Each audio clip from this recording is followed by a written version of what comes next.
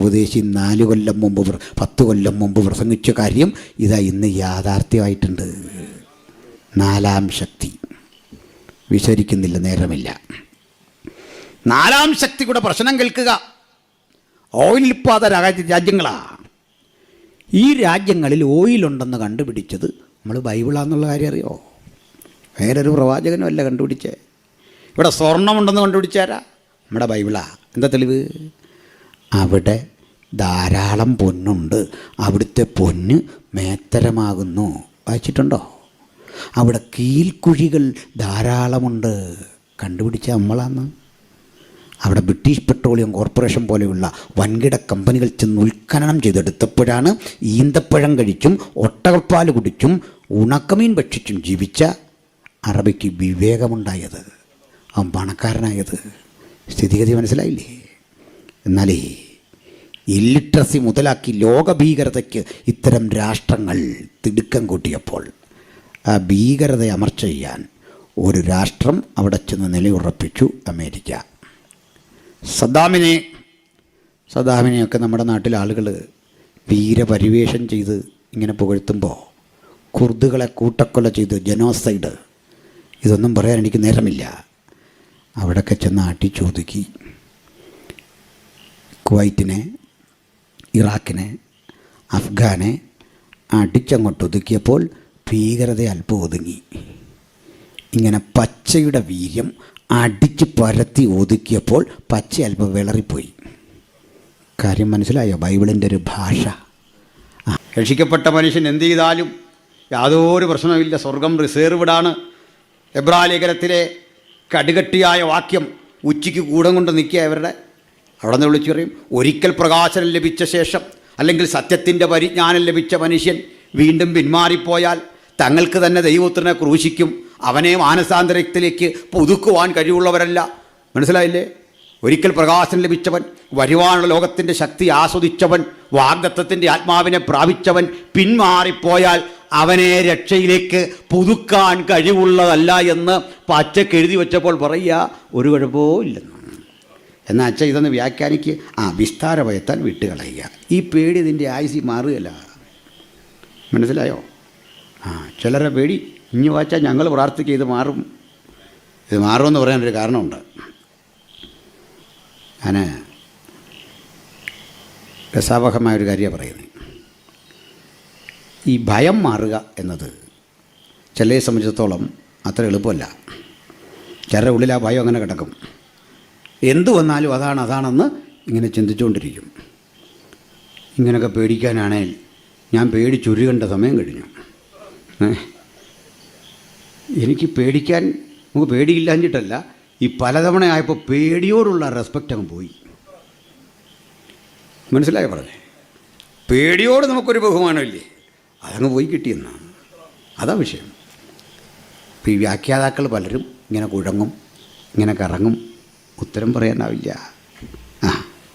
അപ്പോൾ നമുക്ക് വസ്തുതയെന്ന് കൃത്യമായി പരിശോധിച്ച് പോകാം. ക്രൈസ്തവ സഭയുടെ ആരംഭകാലഘട്ടം അപ്പോസ്തല പ്രവൃത്തി 2 നിന്ന് ആരംഭിച്ച് മുന്നോട്ട് പോകുമ്പോൾ സഭയ്ക്ക് ഒട്ടേറെ പരാധീനതകൾ ഭൗതികമായിട്ടുണ്ട്.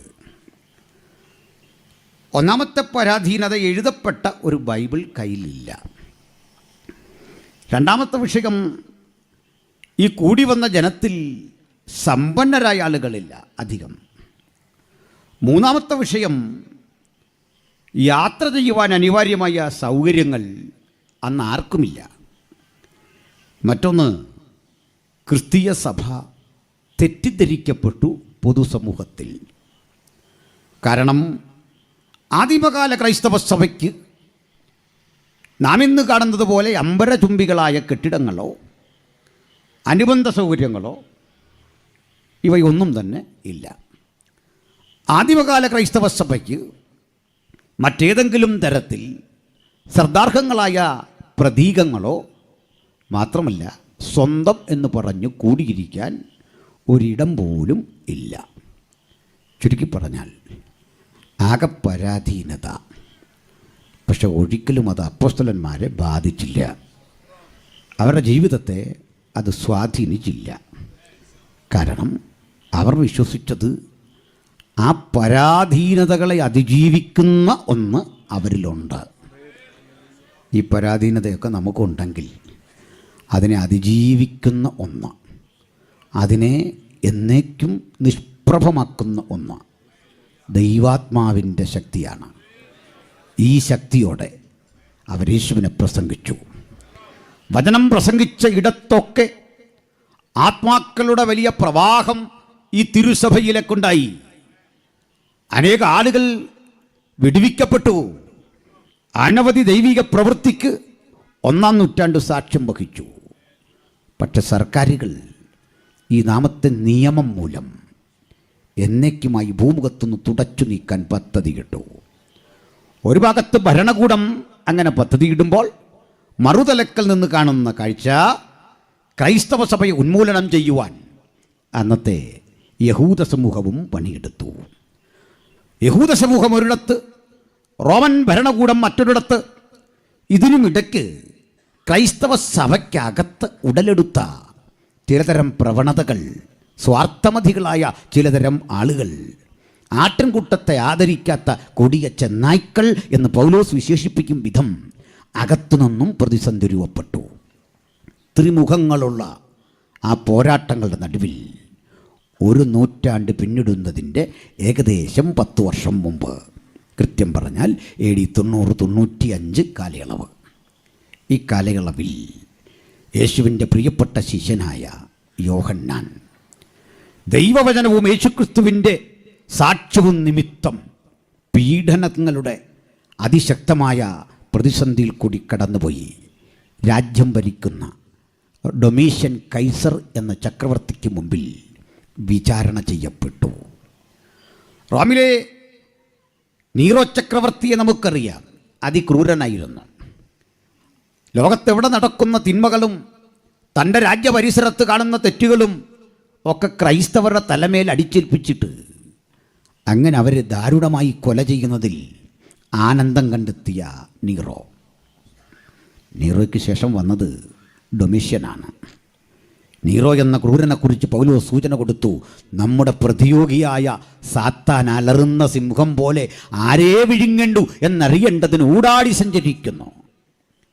ഇത് പറയുമ്പോൾ അക്ഷരാർത്ഥത്തിൽ ഒരു നീറോയും ആത്മീക അർത്ഥത്തിൽ ഒരു സാത്താനും അവിടെയുണ്ട്. ഈ നീറോ റോമിൽ നടന്ന അവിചാരിതമായി പട്ടണത്തിന് തീപിടിച്ചപ്പോൾ, കടകമ്പോളങ്ങൾ കത്തി നശിച്ചപ്പോൾ ആ കുറ്റവും ക്രൈസ്തവരുടെ മേൽ ചുമത്തി. അവരെ ദാരുണമായി കൊന്നു. ആ പീഡ അതിശക്തിപ്പെട്ടിരിക്കുന്ന കാലത്ത് നീറോയ്ക്ക് ശേഷം വന്ന ഡൊമീഷ്യൻ, ആ ഡൊമീഷ്യൻ ഒരു വാക്കിൽ ഒന്ന് പരിചയപ്പെടുത്താം. ആരാണ് അയാൾ? അയാളുടെ സ്വഭാവം ഞാനൊന്ന് ബോധ്യപ്പെടുത്താം. അദ്ദേഹത്തിന് ഡൊമിറ്റില്ല എന്നൊരു സഹോദരി ഉണ്ടായിരുന്നു. ആ സഹോദരിയെ വിവാഹം കഴിച്ച മനുഷ്യൻ്റെ പേര് ഫ്ലാവിയസ് എന്നായിരുന്നു. ഫ്ലാവിയസ് ഡൊമിറ്റില്ല ദമ്പതികൾക്ക് ഡൊമീഷ്യൻ ഒരു ജോലി കൊടുത്തു. ആ ജോലി മറ്റൊന്നുമില്ല, എവിടെയെങ്കിലും ക്രൈസ്തവർ പ്രാർത്ഥനയ്ക്കിരിക്കുന്നുണ്ടെങ്കിൽ നിങ്ങളത് ചെന്ന് കണ്ടുപിടിച്ച് ഉദ്യോഗസ്ഥന്മാരെ നിയമിച്ച് അവിടെ എത്ര പേർ കൂടുന്നു, ആരൊക്കെ വരുന്നു, എന്തൊക്കെ നടക്കുന്നു, അങ്ങനെ അതുമായി ബന്ധപ്പെട്ടുള്ള സകല ഡീറ്റെയിൽസും കൃത്യം എത്തിച്ചു തരേണ്ട ഇൻ്റലിജൻസ് വർക്ക് നിങ്ങളെ ഏൽപ്പിക്കുന്നു. കാരണം നിരോധിക്കപ്പെട്ട മാർഗമാണ് അന്ന് യേശുവിൻ്റെ മാർഗം. ഏതെങ്കിലും ഒരു കാരണം അവരിൽ കാണാൻ നോക്കിയിരിക്കുന്ന ഘട്ടത്തിൽ ഡൊമീഷ്യൻ്റെ സഹോദരി ഡൊമിറ്റില്ലയും ഫ്ലാവിയസും ക്രൈസ്തവ സഭകളെ വേട്ടയാടാൻ ഇറങ്ങിപ്പുറപ്പെട്ടു.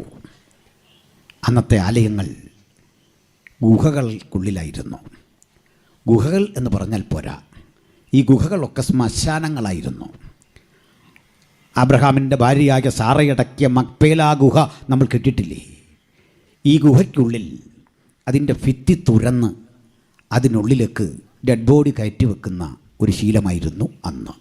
അതല്ലെങ്കിൽ ഗുഹയ്ക്കുള്ളിൽ കുഴി താഴേക്കെടുത്ത് അവിടെ മൃതശരീരം അടക്കുന്ന രീതിയായിരുന്നു. അങ്ങനെയുള്ള സ്ഥലത്ത് ആളുകൾ വന്നിട്ട് പ്രാർത്ഥനയ്ക്കിരിക്കും. കാരണം അന്നും ഇന്നും മനുഷ്യന് ശ്മശാനങ്ങളെ ഭയമാണ്. അവിടെ മറ്റാരും വരില്ല. അനവധി ആളുകളെ ഇങ്ങനെ കൊണ്ട് കൊന്ന് കുഴിച്ചുമൂടുന്ന ശ്മശാനത്തിൻ്റെ ഉള്ളിൽ പാസ്റ്ററും വിശ്വാസികളുമൊക്കെ വന്നിരിക്കും. ചെറിയൊരു ഇരുട്ടവിടെ ഉണ്ട്. ആ ഇരുട്ടത്ത്, കാരണം പകലാണെങ്കിലും വെളിച്ചം കുറവായതുകൊണ്ട് ആളുകൾ മെഴുതിരി കരുതി വരും. ആ മെഴുതിരിയുടെ വെളിച്ചത്തിൽ അവർ വിശുദ്ധ ലിഖിതങ്ങൾ വായിക്കും, സങ്കീർത്തനങ്ങൾ വായിക്കും, പാട്ടുപാടും. പാട്ടിനൊടുവിൽ ദൈവജനം പ്രാർത്ഥനാ വിഷയങ്ങൾ എഴുന്നേറ്റ് നിന്ന് പറയും. ആ പറയുന്ന കാര്യത്തിൽ അവർക്ക് വേദനിപ്പിക്കുന്ന ചില അനുഭവങ്ങളുണ്ട്. ഒരു സ്ത്രീ പറയും, കഴിഞ്ഞ ആഴ്ചയിൽ എനിക്കൊപ്പം വന്ന് പാട്ടുപാടി ആനന്ദിച്ച എൻ്റെ പ്രിയപ്പെട്ടവൻ ഇന്നെൻ്റെ കൂടെ ഇല്ല. വിധിക്കും വിചാരണയ്ക്കും വിധേയപ്പെട്ട് കൈകാലുകളിൽ ബന്ധിച്ച് ഭരണകൂടം അദ്ദേഹത്തെ ചുണ്ണാമ്പ് ചൂളയിൽ മുക്കിക്കൊന്നു. എൻ്റെ ഒക്കത്ത് കിടന്ന് ഞാൻ താരാട്ടുപാടിയ പിഞ്ചോമൻ എൻ്റെ കൂടെ ഇല്ല. വലിച്ചതിനെ നിലത്തടിച്ചു കൊന്നുകളഞ്ഞു. എന്നിട്ടും സഭായോഗം മുടക്കാതെ ഇവിടെ വന്നവൻ്റെ പേരാ ക്രിസ്ത്യാനി. ക്രിസ്ത്യാനി ആയിട്ട് കഷ്ടം സഹിക്കേണ്ടി വന്നാൽ ലജ്ജിക്കരുത്. ഈ നാമം ധരിച്ചിട്ട് ദൈവത്തെ മഹത്വപ്പെടുത്തുക എത്രേ വേണ്ടത്. ആ വലിയ അനുഭവങ്ങൾ ഓരോരുത്തരും അങ്ങോട്ട് പ്രസ്താവിക്കും. എല്ലാവർക്കും ഉണ്ട് ഇങ്ങനൊന്ന് പറയാൻ. നമുക്ക് സ്വയം ലജ്ജിക്കാം. ഇന്ന് നമുക്ക് എന്തുണ്ട് പറയാൻ? അനുഭവമുള്ളൊരു സമൂഹത്തിന് മാത്രമേ ഇനിയുള്ള കാലത്ത് അതിജീവിക്കാൻ കഴിയൂ. അനുഭവമുള്ളൊരു സമൂഹത്തിന് മാത്രമേ ഇനിയുള്ള കാലത്ത് സാക്ഷ്യം വഹിക്കാൻ കഴിയൂ. മറ്റൊരു സാക്ഷ്യത്തെ ഉളവാക്കുന്ന കരുത്തുറ്റ അനുഭവങ്ങളുടെ പ്രളയം, ആ വലിയ കണ്ണീർ പ്രളയത്തിൽ അവർ തോറ്റു തുന്നം പാടുകയല്ല. അത് കഴിഞ്ഞ് ആ ദൈവദാസൻ എഴുന്നേറ്റ് നിന്ന് ഒരു ദൂതങ്ങോട്ട് കൊടുക്കും. ആ ദൂത് കൊടുത്തു കഴിയുമ്പോൾ ജനം ഒന്നടങ്കം പറയും, എനിക്ക് ജീവിക്കുന്നത് ക്രിസ്തു, മരിക്കുന്നത് ലാഭം, വിട്ടുപിരിഞ്ഞ് ക്രിസ്തുവിനോട് കൂടെ ആയിരിക്കുന്നത് എനിക്കേറെ നല്ലത്. ആ പ്രത്യാശയുടെ വചനമൊക്കെ പറഞ്ഞിട്ട് അവർ മടങ്ങും. മടക്ക യാത്രയിലാകും കൊല്ലപ്പെടുക. ഹല്ലേലൂയ. മറ്റൊന്ന്, ഇവർക്കിടയിൽ ഈ പരസ്പരം ഈ സ്ഥലമൊക്കെ അറിയാൻ ഒരു കോഡ് ഭാഷയുണ്ട്. വേറെ ചില പ്രതീകങ്ങളുണ്ട്, ഇമേജുകൾ, ചില സിമ്പലുകൾ, ഐക്കണുകൾ ഈ സ്ഥലം കണ്ടുപിടിക്കാൻ വരച്ചു വെക്കും. കല്ലിലൊക്കെ കൊത്തും ഒരു മത്സ്യത്തിൻ്റെ ചിത്രം. ആ മത്സ്യത്തിൻ്റെ തല കണ്ടാൽ ഈ വഴിക്ക് പോകണം എന്നർത്ഥം. അതിൻ്റെ വാല് ഒരു ശരം പോലെയാണല്ലോ, ഒരസ്ത്രം പോലെ. ഈ വഴി പോയാൽ നിങ്ങൾക്ക് നിങ്ങളുടെ പ്രാർത്ഥനാ സ്ഥലത്തെത്താം. അങ്ങനെ ആ ക്രൈസ്തവ വിശ്വാസത്തിൻ്റെ ആരംഭകാലത്തെ നമ്മൾ അടയാളപ്പെടുത്തുന്ന ചിഹ്നം മത്സ്യത്തിൻ്റെതായിരുന്നു. ഗ്രീക്കിൽ അതെഴുതിയാൽ ക്രിസ്തു എന്ന് വായിക്കുകയും ചെയ്യാമായിരുന്നു. അങ്ങനെ രണ്ടുവിധ അർത്ഥം കൽപ്പിച്ചുകൊണ്ട് ഈ വഴി നിങ്ങൾ പൊക്കൊള്ളൂ, അവിടെ ഒരു ആലയമുണ്ട്. അല്ല ചർച്ചക്കോടൊന്നും ഷാരൂണൊന്നും എഴുതി വെക്കാൻ പറ്റില്ല, നമ്മൾ അകത്ത് പോകും. അതായിരുന്നു സ്ഥിതി. അതാ നമ്മുടെ അവസ്ഥ. അന്ന് അങ്ങനെ ആയിരുന്നു. ഈ മത്സ്യത്തിൻ്റെ തല നോക്കി ആ സ്ഥലം കണ്ടുപിടിച്ച് ആളിങ്ങോട്ട് വരുമ്പോൾ നമ്മുടെ ആളാണോ എന്ന് തിരിച്ചറിയാൻ ഒരു വഴിയുണ്ട്. അവർ പാട്ട് പാടുന്നതുപോലെ പറയും, മാറാനാഥ. അതൊരു പ്രത്യേക ടോണാണ്. കേൾക്കുന്ന ആൾ പറയും, അനാഥമ. പതുക്കെ പറയുന്നേ, അനാഥമ, അനാഥമ. അർത്ഥം, ആദ്യത്തെ വാക്കിൻ്റെ അർത്ഥം നമ്മുടെ കർത്താവ് വരാറായി. അടുത്ത ആളിൻ്റെ മറുപടി, നമ്മുടെ കർത്താവിനെ സ്നേഹിക്കാത്തവൻ ശപിക്കപ്പെട്ടവൻ. ഇവർ രണ്ടാളും പതുക്കെ പതുക്കെ കൂടി ആലയത്തിലേക്ക് പോകുമ്പോഴൊക്കെ ഇങ്ങനെ സംസാരിച്ചു കൊണ്ടിരിക്കും. ദാവീദ് പണ്ട് പറഞ്ഞു, യഹോവയുടെ ആലയത്തിലേക്ക് പോകാം എന്ന് പറഞ്ഞപ്പോൾ ഞാൻ സന്തോഷിച്ചു. ഹല്ലേലൂയ.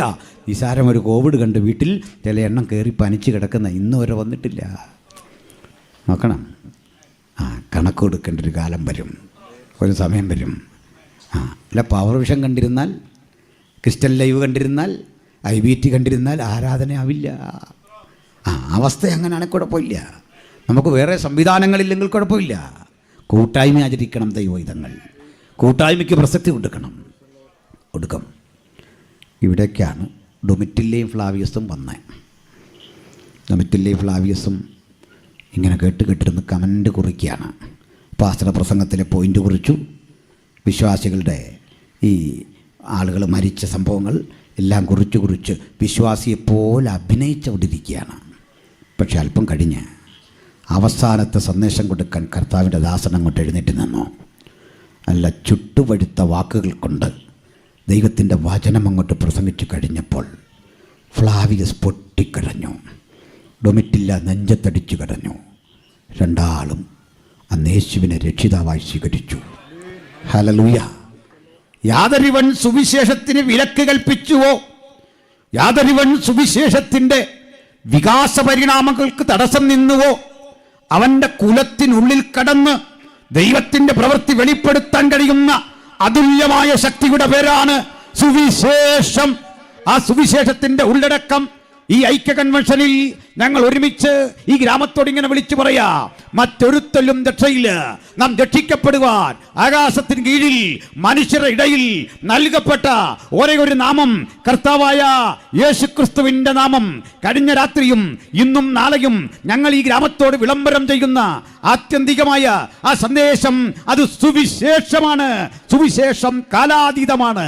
എല്ലാ കാലഘട്ടത്തിലുമുള്ള എല്ലാ മനുഷ്യരുടെയും രക്ഷയ്ക്ക് കാരണഭൂതനായവൻ കർത്താവായ യേശുക്രിസ്തുവാണ് എന്ന സമാധാനത്തിന്റെ ഘോഷണമാണ് ആ സുവിശേഷം. ഹല്ലേലൂയ. ഈ ക്രൂരത ഇതിന് ശേഷം ഡൊമിറ്റില്ല ഫ്ലാവിയസ് ദമ്പതികൾ ക്രൂരമായി വിചാരണ ചെയ്യപ്പെട്ടു. സ്വന്തം സഹോദരിയാണെന്നറിഞ്ഞിട്ടും ഈ ഡൊമീഷ്യൻ അതുവരെ ദാരുണ ശിക്ഷയ്ക്ക് വിധേയനാക്കി. അതാ ചരിത്രം. അയാളുടെ പക്കലേക്കാ നമ്മുടെ യോഹന്നാനെ കിട്ടുന്നത്. വെച്ചക്കോ, കാര്യം കിട്ടൂ. എന്താ വിഷയം? സുവിശേഷം. നീ അതിപ്പരം ചോദിക്കണ്ട. ഞങ്ങൾ ഈ ലോകത്തോട് ചോദിക്കുന്നു, ഞങ്ങൾ എന്ത് തെറ്റാണ് ഈ ലോകത്തോട് ചെയ്തത് പറയൂ.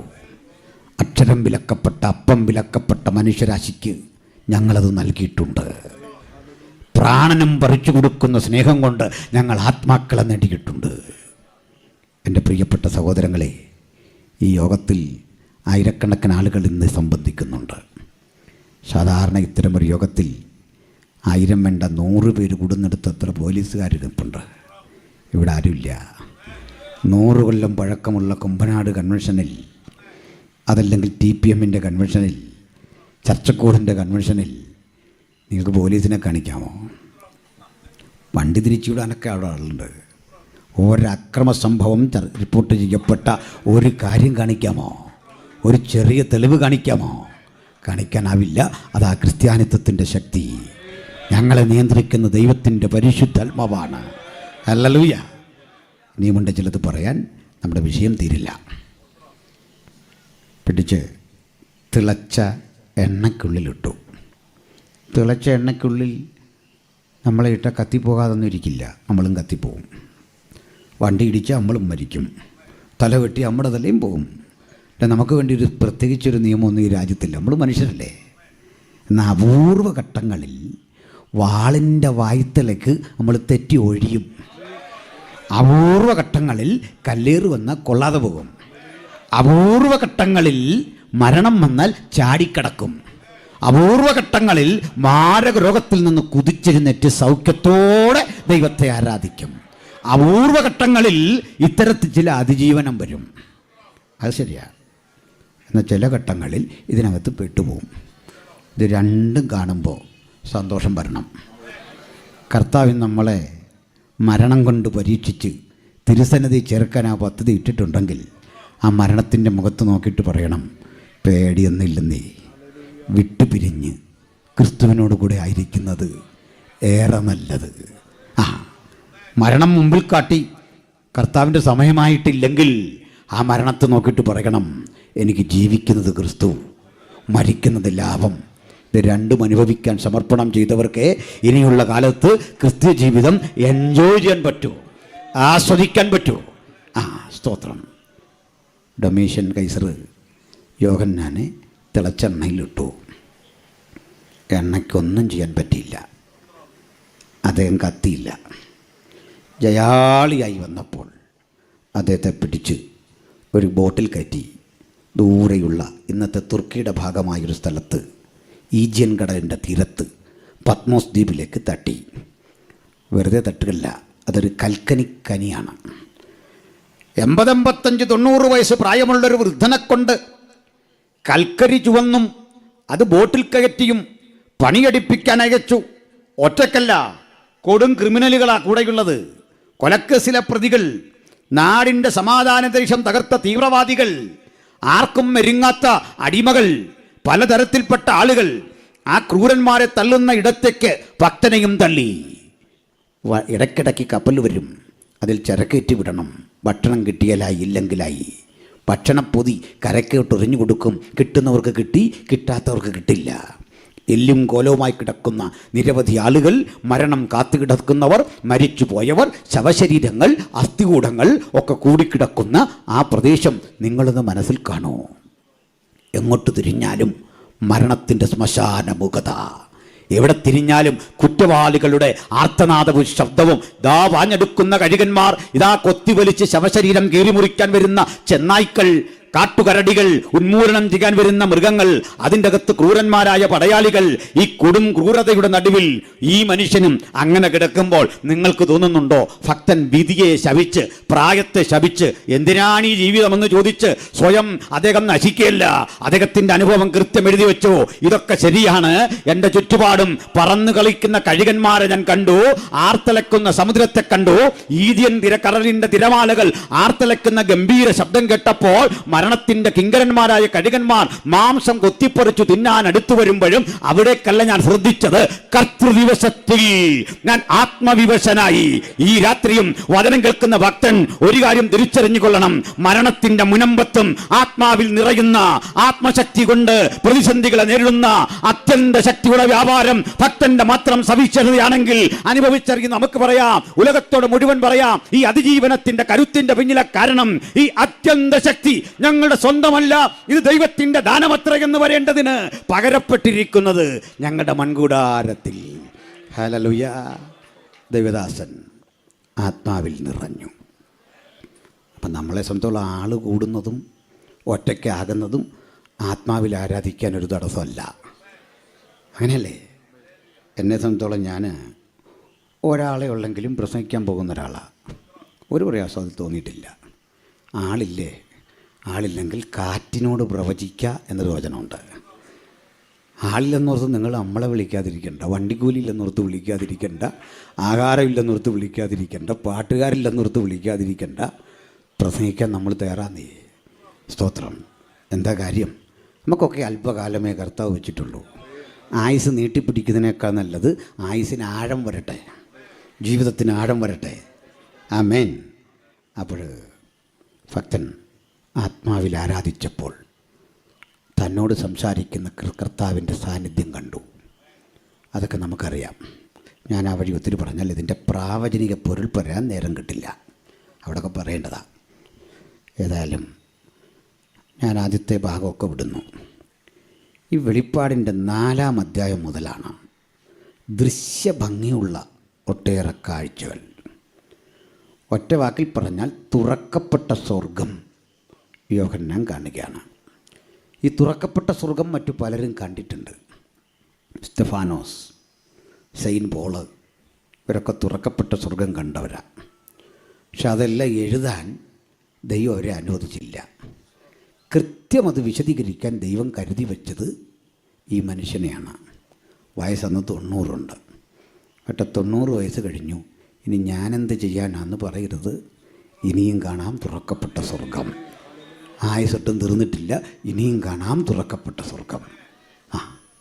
അപ്പോൾ ഈ തുറക്കപ്പെട്ട സ്വർഗത്തിലെ മനോഹരമായൊരു കാഴ്ച നമ്മളെപ്പോഴും ഈ സ്വർഗമേ കാണാവൂ. ചില സഹോദരിമാരൊക്കെ സ്വർഗം കണ്ട പുസ്തകം ഈ ബുക്ക് സ്റ്റാളിൽ കിട്ടും. ഒന്നും മേടിച്ച് തലയ്ക്ക് സുഖമില്ലാത്ത പരിപാടി ചെയ്യരുത്. തലയ്ക്ക് ഓളമുള്ള ഒത്തിരി കക്ഷികൾ ഇത്തരം കാഴ്ചകൾ കാണാറുണ്ട്. അതിൻ്റെ പുറകൊന്നും പോകല്. ബൈബിളിലുണ്ടല്ലോ നല്ല ഒന്നാന്തരം സ്വർഗം. അത് കണ്ടാൽ മതി, അത് വായിച്ചാൽ മതി. ഏതായാലും ആ സ്വർഗം കണ്ടു. ആ സ്വർഗം ഞാനൊന്ന് വിശദീകരിക്കാം. ഭക്തൻ പറയുക, അനന്തരം സ്വർഗം തുറന്നിരിക്കുന്നത് ഞാൻ കണ്ടു. എവിടെ കിടന്ന? പത്മോസിൽ, യെരുസലേമിൻ്റെ മനോഹാരിതയിൽ, സുലഭമായ ജീവിത സൗകര്യങ്ങളുള്ള സ്ഥലത്ത് കാണാത്ത കാഴ്ചകൾ കാണാൻ അവൻ ചിലപ്പോൾ പത്മോസ് നമുക്ക് ഒരുക്കും. ഒരുക്കപ്പെട്ട പത്മോസ് അനുഭവിക്കാൻ സമർപ്പണം ചെയ്തവനൊരു കാര്യം ഉറപ്പാ, തുറക്കപ്പെട്ടൊരു സ്വർഗം അവൻ്റെ കാഴ്ചയ്ക്ക് മുമ്പിൽ ഒരിക്കലും മറക്കാനാവാത്തൊരനുഭവമായി അവൻ കരുതി വച്ചിട്ടുണ്ട്. അതുകൊണ്ട് പത്മോസിലേക്ക് അയച്ചാൽ പോകാൻ മറക്കണ്ട. നമ്മളിപ്പോഴും പോകില്ല, അവിടെ 2 കുടുംബമുള്ളെന്ന് പറഞ്ഞു. എന്നോടൊരിക്കൽ ഒരാൾ ചോദിച്ചു, എന്നെ ഇങ്ങനെ സ്ഥലം മാറ്റിയ ഞാൻ എന്താ ചെയ്യുന്നത്? ഞാൻ ചോദിച്ചു, എന്താ പറ്റിച്ചാ? നിങ്ങൾക്ക് ഓഫീസിലിരുന്ന് എഴുതിയാൽ മതി, എനിക്ക് ഷുഗറുള്ള കാര്യം നിങ്ങൾ ഓർത്തോന്ന് ചോദിച്ചു. ഞാൻ പറഞ്ഞു, അച്ഛന് ഷുഗറുള്ള കാര്യം ഞാൻ ഓർത്തിട്ട് എന്ത് ചെയ്യാനാ? ആയ കാലത്ത് ഐസ്ക്രീമൊക്കെ ആവശ്യത്തിന് കഴിച്ച്, അല്ലെങ്കിൽ തന്നെ ഈ ഷുഗറുള്ളവരെ കണ്ടാൽ രൂപം തിരിച്ചറിയാം, അവരിത് കിട്ടിയ ആവശ്യത്തിന് അടിക്കും, 2-3 എണ്ണം കൂടെ മേടിച്ച് കഴിക്കും. എന്നിട്ട് പറയുക, എന്നെ അങ്ങോട്ട് തട്ടി ഇങ്ങോട്ട് തട്ടി. അച്ഛൻ മിനിസ്ട്രി തീർന്നിട്ടില്ല, അതിനെ അങ്ങോട്ട് ഇടുന്നേ. അവിടെ ചെന്ന് നോക്ക്, ഭക്തന് 2 കുടുംബം പോലും വേണമെന്നില്ല. അവിടെ ചെല്ലുമ്പോൾ ഒരു കാഴ്ച, തുറക്കപ്പെട്ട സ്വർഗം. ഹല്ലേലൂയ. ആ സ്വർഗത്തിൽ ഒരു സിംഹാസനം വച്ചിരിക്കുന്നു. സിംഹാസനത്തിൽ ഒരുവരിയ്ക്കുന്നു. ഇരിക്കുന്നവൻ കാഴ്ചയ്ക്ക് സൂര്യകാന്തത്തോടും പത്മരാഗത്തോടും സദൃശ്യൻ. സിംഹാസനത്തിന് ചുറ്റും മരതകത്തോട് സദൃശ്യമായൊരു പച്ചവില്ല്. സിംഹാസനത്തിൻ്റെ മുമ്പിൽ നിന്ന് ശുദ്ധ പളുങ്കിനൊത്ത ഒരു കണ്ണാടിക്കടൽ പുറപ്പെടുന്നു. സിംഹാസനത്തിൻ്റെ മുമ്പിലെ കണ്ണാടിക്കടലിൻ്റെ ഇരുകരകളിൽ നിന്ന് യഹോവയുടെ 7 ആത്മാക്കളായ 7 ദീപങ്ങൾ ജ്വലിച്ചുകൊണ്ടിരിക്കുന്നു. Praise the Lord. തീർന്നില്ല. സിംഹാസനത്തിൻ്റെ മുമ്പിൽ 24 മൂപ്പന്മാർ. അവർക്ക് മനോഹരങ്ങളായ 24 കിരീടങ്ങൾ. അതിൻ്റെ മുമ്പിൽ 4 ജീവികൾ. 4 ജീവികളെപ്പറ്റി വർണ്ണിക്കുന്നു. അവയ്ക്ക് പിമ്പും മുമ്പും കണ്ണുണ്ടായിരുന്നു. നമ്മുടെ കണ്ണുകൾ മുമ്പോട്ട് മാത്രമേ കാണൂ എന്നുണ്ടെങ്കിൽ ഭൂതകാലത്തിലേക്കും തിരിഞ്ഞു നോക്കാൻ, വർത്തമാനകാലത്തിൽ ജീവിക്കാൻ, വരാനിരിക്കുന്ന കാലത്തെയും കാണുന്ന അകക്കണ്ണിന് ജ്വലനമുള്ള 4 ജീവികൾ. ആ 4 ജീവികളുടെ പ്രത്യേകത, ഒന്നാം ജീവി സിംഹസദൃശ്യം. മറക്കരുത്, നമുക്ക് വിശദീകരിക്കാൻ വേണ്ടതാണ്. രണ്ടാം ജീവി കാളയോട് സദൃശ്യം. മൂന്നാം ജീവി പറക്കുന്ന കഴുകന് സദൃശ്യം, മനുഷ്യന് സദൃശ്യം. 4-ാം ജീവി പറക്കുന്ന കഴുകന് സദൃശ്യം. 4 ജീവികളെ നിങ്ങൾക്ക് മനസ്സിലായോ? ഒന്നുകൂടി പറയാം. സ്വർഗത്തിൽ 4 ജീവികളും 24 മൂപ്പന്മാരും.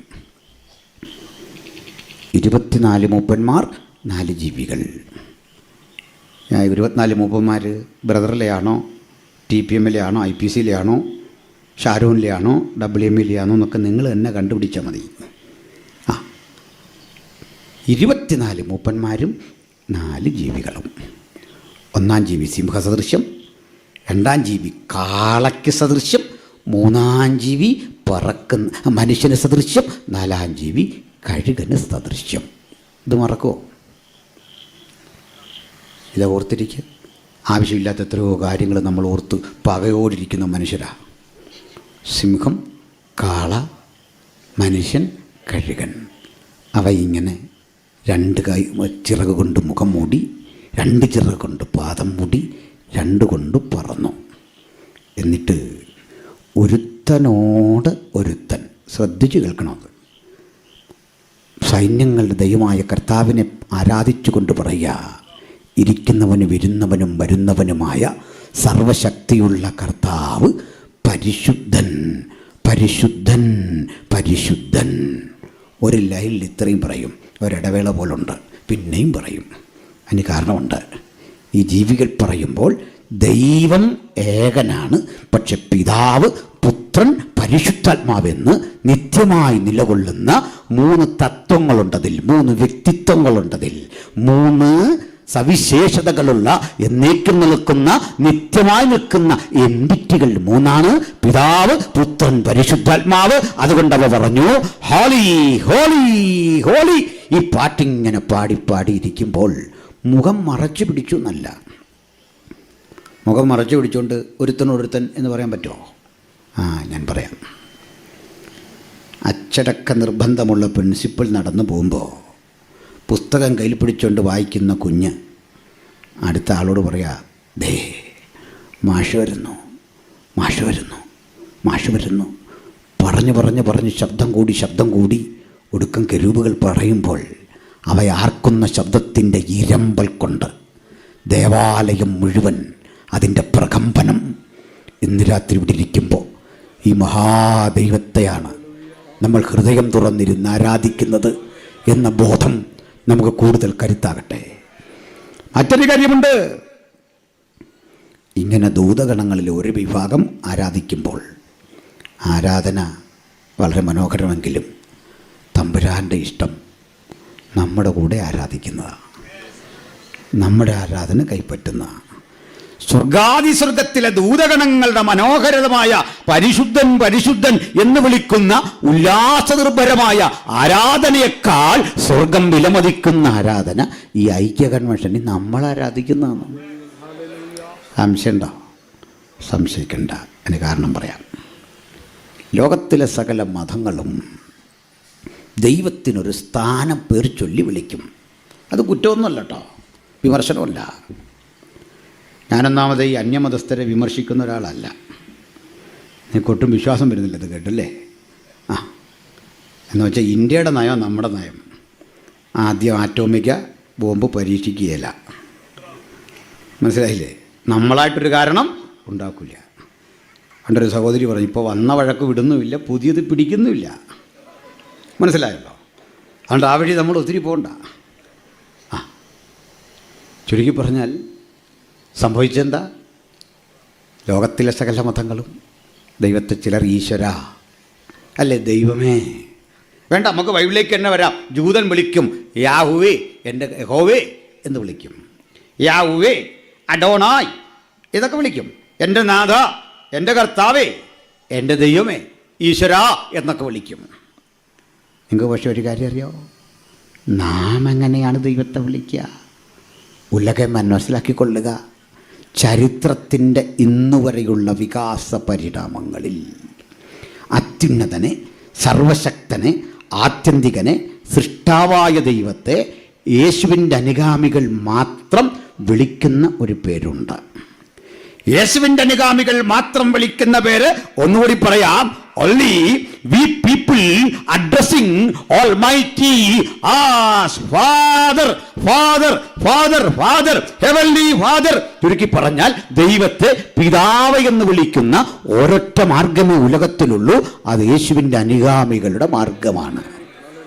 അല്ലല്ലയ്യ, നിങ്ങൾ പിതാവേ എന്ന തമ്പുരാനെ ഹൃദയം തുറന്ന് വിളിക്കുമ്പോൾ ആ വിളി കേട്ടിട്ട് ഇനി വരും. അതാ സ്നേഹം കൊണ്ട് വരുന്ന. അല്ല, ദൂതഗണങ്ങളുടെ ആരാധന മോശമായിട്ടല്ല, സ്നേഹം തന്നെ വിടാ.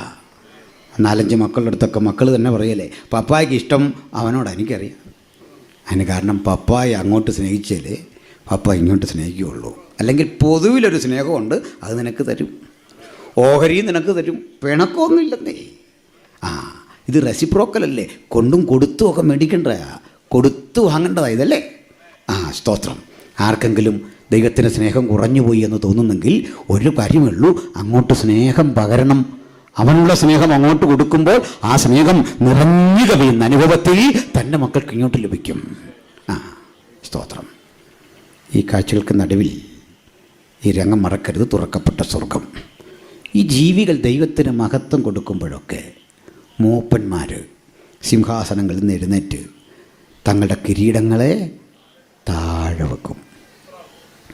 അതുകൊണ്ട് ഞാനെപ്പോഴും പറയാറുണ്ട്, ഈ സ്വർഗത്തിൽ പോകുന്നത് ഒത്തിരി കിരീടമൊന്നും കിട്ടാനല്ല. മനസ്സിലായോ? എന്നെ സംബന്ധിച്ചോളം എനിക്ക് ഒരു കിരീടവും വേണമെന്നില്ല.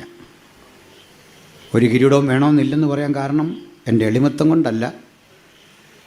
ഞാൻ അതിൻ്റെ തക്കതായിട്ട് പ്രത്യേകിച്ചൊന്നും ചെയ്യുന്നില്ല കിരീടം കിട്ടാൻ പാകത്തിന്. ഒത്തിരി കിരീടം എന്തിനാ? മറ്റൊന്ന്, പിന്നെ നിങ്ങളെല്ലാം ഓരോ കിരീടം വെക്കുമ്പോൾ നമുക്കും തരക്കേടില്ലാത്ത പഴയ ഒരെണ്ണം കിട്ടിയാൽ കുഴപ്പമില്ലെന്നുണ്ട്. നിങ്ങളൊന്ന് ആലോചിച്ച്, നിങ്ങളെല്ലാം കിരീടം വെച്ച് പോകുമ്പോൾ സാധുവായ നമുക്കവിടെ ഉണ്ടെങ്കിലൊരു കിരീടം, അല്ല നമുക്ക് അത് നിർബന്ധമൊന്നുമില്ല. സ്വർഗത്തിൽ പോകുന്ന കിരീടം കിട്ടാനോ തങ്കത്തെരുവീതി വഴി ഉല്ലസിച്ച് നടക്കാനോ ജീവവൃക്ഷത്തിൻ്റെ ഫലം ഇതൊന്നും എനിക്ക് വലിയ വിഷയമല്ല. കണ്ടങ്ങൾ പിണങ്ങി എന്നോട് പറയാം, നീ തങ്കത്തെരുവീതി വഴി നടക്കണ്ട, എവിടെയെങ്കിലും ഇരുന്നു എന്ന് പറഞ്ഞാലും എനിക്കതിലൊരു വിരോധമില്ല. എൻ്റെ കാര്യം തുറന്ന് പറഞ്ഞാൽ എന്താ കാര്യം? ഇതിനൊന്നും അല്ലെന്ന് സ്വർഗത്തിൽ പോകുന്നേ. ദാവീദ് എഴുതി വെച്ചിട്ടുണ്ട് സ്വർഗത്തിൽ പോകുന്ന എന്തിനാന്ന്. സ്വർഗത്തിലും നിന്നെ അല്ലാതെ ഞാൻ മറ്റൊന്നും ആഗ്രഹിക്കുന്നില്ല. ഈ ആഗ്രഹം എത്ര പേർക്കുണ്ട്? കിരീടം കിട്ടുന്ന കിട്ടട്ടെ, തങ്കത്തെരുവീതി വഴി പോകാമെങ്കിൽ പോകട്ടെ, പക്ഷെ എൻ്റെ ഇഷ്ടം എൻ്റെ വീണ്ടെടുപ്പുകാരനെ കാണണം, അവനെ ആലിംഗനം ചെയ്യണം, അവനെ ചുംബിക്കണം, അവനൊപ്പം യാത്ര ചെയ്യണം. എൻ്റെ പ്രണയമായവൻ, സ്നേഹമായവൻ, പ്രാണനം തന്നു വീണ്ടെടുത്തവനോട് ചേർന്ന് ജയത്തിൻ ജീവിതം നയിക്കണം. അതിനാണ് നമ്മൾ അങ്ങോട്ട് പോകുന്നത്. ബാക്കിയൊക്കെ പിന്നാലെ വരുന്ന കാര്യം നീ മനസ്സിലായോ?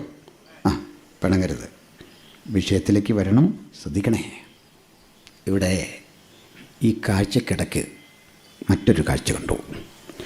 സിംഹാസനത്തിലിരിക്കുന്നവൻ്റെ പക്കൽ ഒരു പുസ്തക ചുരുൾ. ഈ ചുരുളിങ്ങനെ നിവർത്തിപ്പിടിച്ചിട്ട് ജീവികളുടെ നാലിൻ്റെയും നടുവിൽ നിന്നൊരു ശബ്ദം പുറത്തു വന്നു. ഈ പുസ്തകവും അതിൻ്റെ മുദ്രയും ഭേദിപ്പാൻ കരുത്തുള്ള ഒരാളെങ്കിലും ഉണ്ടെങ്കിൽ യോഗ്യനായവൻ മുമ്പോട്ട് വരട്ടെ. യോഹന്നാൻ നോക്കി, ആരെങ്കിലും യോഗ്യന്മാരുണ്ടോന്ന്. ഒരു യോഗ്യനെയും കണ്ടില്ല. മനസ്സിലായില്ലേ? ഒറ്റ യോഗ്യനെയും കാണാതെ വന്നപ്പോൾ യോഹന്നാൻ കരഞ്ഞു. അപ്പോൾ മൂപ്പന്മാരിലൊരുത്തൻ എഴുന്നേറ്റ്, കരയണ്ട. അന്നാ എനിക്ക് മനസ്സിലായത് ഈ മൂപ്പൻ IPC അല്ല, ഷാരോനല്ല, ചച്ചക്കോടല്ല, അസംബ്ലി സുഗുഡുമല്ല, WME അല്ല, ഇതൊന്നും അല്ലെന്ന്. കാരണം ഈ മൂപ്പൻ്റെ ശബ്ദം കേട്ടു, കരയരുതെന്ന്. കരയണ്ട, ഇതിൻ്റെ പരിചയപ്പെടുത്തി. യഹൂദഗോത്രത്തിലെ സിംഹവും ദാവീദിന്റെ വേരുമായവൻ പുസ്തകവും അതിൻ്റെ മുദ്രയും ഭേദിപ്പാൻ ജയം പ്രാപിച്ചിരിക്കുന്നു.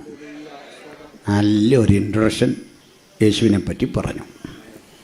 നമ്മുടെ ബാബുച്ചാനും ഞാനും വർഷങ്ങളിലെ സൗഹൃദമാണ്. അപ്പം എനിക്കും ബാബുച്ചാനും ഒരേ പ്രായമായെന്നുള്ള നിലയിലാണ് നിങ്ങളുടെ ആ ഇരിപ്പ്. കുഴപ്പമില്ല. അങ്ങനെങ്കിലും 10 പേരെന്നെ ഒന്ന് ബഹുമാനിക്കട്ടെ. ഞങ്ങളിങ്ങോട്ട് വരുമ്പോൾ ചിലത് പറയുക, ആർക്കാ ബഹുമാനം കൊടുക്കേണ്ടത്? ബഹുമാനം കൊടുക്കേണ്ടത് പ്രായത്തിന് മാത്രമല്ല. പ്രായത്തിന് ആ ബഹുമാനം കൊടുക്കുന്നെങ്കിൽ ആമയെ വേണമായിരുന്നു ബഹുമാനിക്കാൻ എല്ലാവരും. ആമയ്ക്ക് ഏറ്റവും അധികം പ്രായമുണ്ടല്ലേ? പ്രായം ബഹുമാനം അർഹിക്കുന്നു. പക്ഷേ അതിനൊക്കെ അപ്പുറത്ത് ഏറ്റവും ബഹുമാനം കൊടുക്കേണ്ടത് ദൈവത്തിനാണ്. സർവശക്തനാണ് ബഹുമാനം കൊടുക്കേണ്ടത്. സ്തുതിയും ബഹുമാനവും പുകഴ്ചയും എല്ലാം ദൈവത്തിനാണ്. ആരാണ് ഈ യോഗ്യൻ എന്ന് നോക്കിയപ്പോൾ പറയാ, യഹൂദഗോത്രത്തിലെ സിംഹവും ദാവീദിന്റെ വേര്. എന്തൊരു പരിചയപ്പെടുത്തല!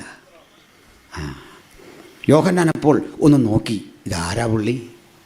നോക്കിയപ്പോൾ മനസ്സിലാക്കുന്നു, ഇത് 2 കൊല്ലം യോഹന്നാൻ കണ്ടത്. പരിചയപ്പെടുത്തിയ മൂപ്പൻ പറയാ, യഹൂദഗോത്രത്തിലെ സിംഹം, ദാവീദിന്റെ വേര്. രാജാധികാരമുള്ള ഗർജിക്കുന്ന സിംഹത്തെ കാട്ടി അപ്പുറത്ത് പൈതൃകമുള്ള രാജകുലത്തിൽപ്പെട്ട യഹൂദഗോത്രത്തിൽപ്പെട്ട ആ സിംഹത്തിന്റെ പാരമ്പര്യത്തെപ്പറ്റി ബോധ്യപ്പെടുത്തി. പക്ഷേ ഇത് രണ്ടുമല്ലാത്തൊരു കാഴ്ച കണ്ട് യോഹന്നാൻ വിസ്മയിക്കുകയോ. അദ്ദേഹം പറയാ, ഒരു കുഞ്ഞാട് അറുക്കപ്പെട്ടതുപോലെ നിൽക്കുന്നത് ഞാൻ കണ്ടു. അതാ കൃപയനുഭവിച്ച ദൈവമക്കൾക്ക് രാജാതി രാജാവും കർത്താതി കർത്താവുമായവൻ ഒരു കുഞ്ഞാടിനെ പോലെ സൗമ്യനായി നമ്മുടെ അരികിൽ ഇന്നുണ്ട്. അവന് കഴിവില്ലാഞ്ഞിട്ടല്ല, രാജ്യത്വമില്ലാഞ്ഞിട്ടല്ല, അധികാരമില്ലാഞ്ഞിട്ടല്ല. അവൻ ഗർജിക്കും.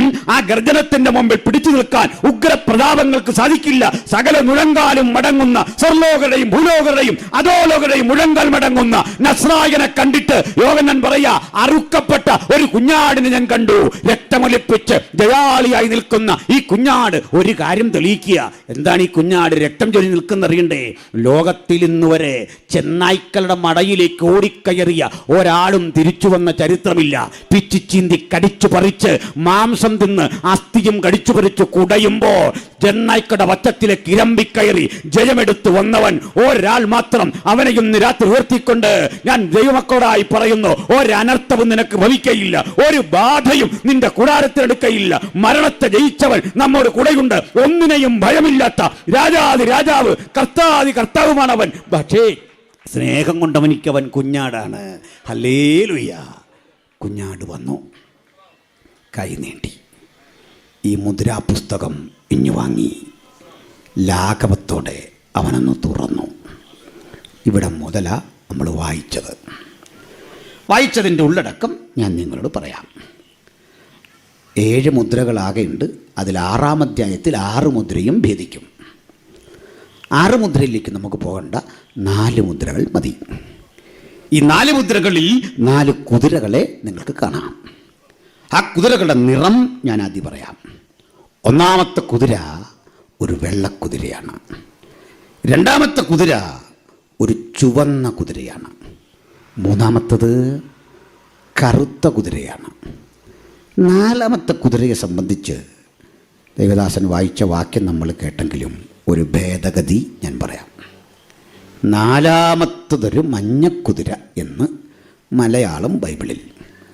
പക്ഷെ മറ്റൊരു വിഷയമുണ്ട്. നാലാമത്തെ കുതിര ഒരു പച്ചക്കുതിരയാണ്. നിങ്ങളെന്തിനാ അങ്ങോട്ട് നോക്കിയിരിക്കുന്നത്? ഒരനർത്ഥവും ഭവിക്കില്ലെന്ന് ഇപ്പം പറഞ്ഞിട്ടിരിക്കില്ലേ? ഞാൻ ശ്രദ്ധിച്ചേ. ഇനി നിങ്ങൾ ആരെങ്കിലും അത് ഹെൽപ്പ് ചെയ്യണമെന്നുണ്ടെങ്കിൽ അന്തസ്സായിട്ട് അവിടെ നിന്ന് എഴുന്നേറ്റ് പോയി അത് ചെയ്തോ, എനിക്കൊരു വിരോധമില്ല. അതിനല്ലല്ലോ അങ്ങോട്ട് നോക്കി ഇനി ഒരു ശ്രദ്ധിക്കാനും പറഞ്ഞ. എങ്ങനെയാണ് പറഞ്ഞത്? നാലാമത്തെ കുതിര പച്ചക്കുതിര. പച്ചക്കുതിര എന്ന് പറഞ്ഞ് പറഞ്ഞു നടക്കുന്ന സാധനമല്ല.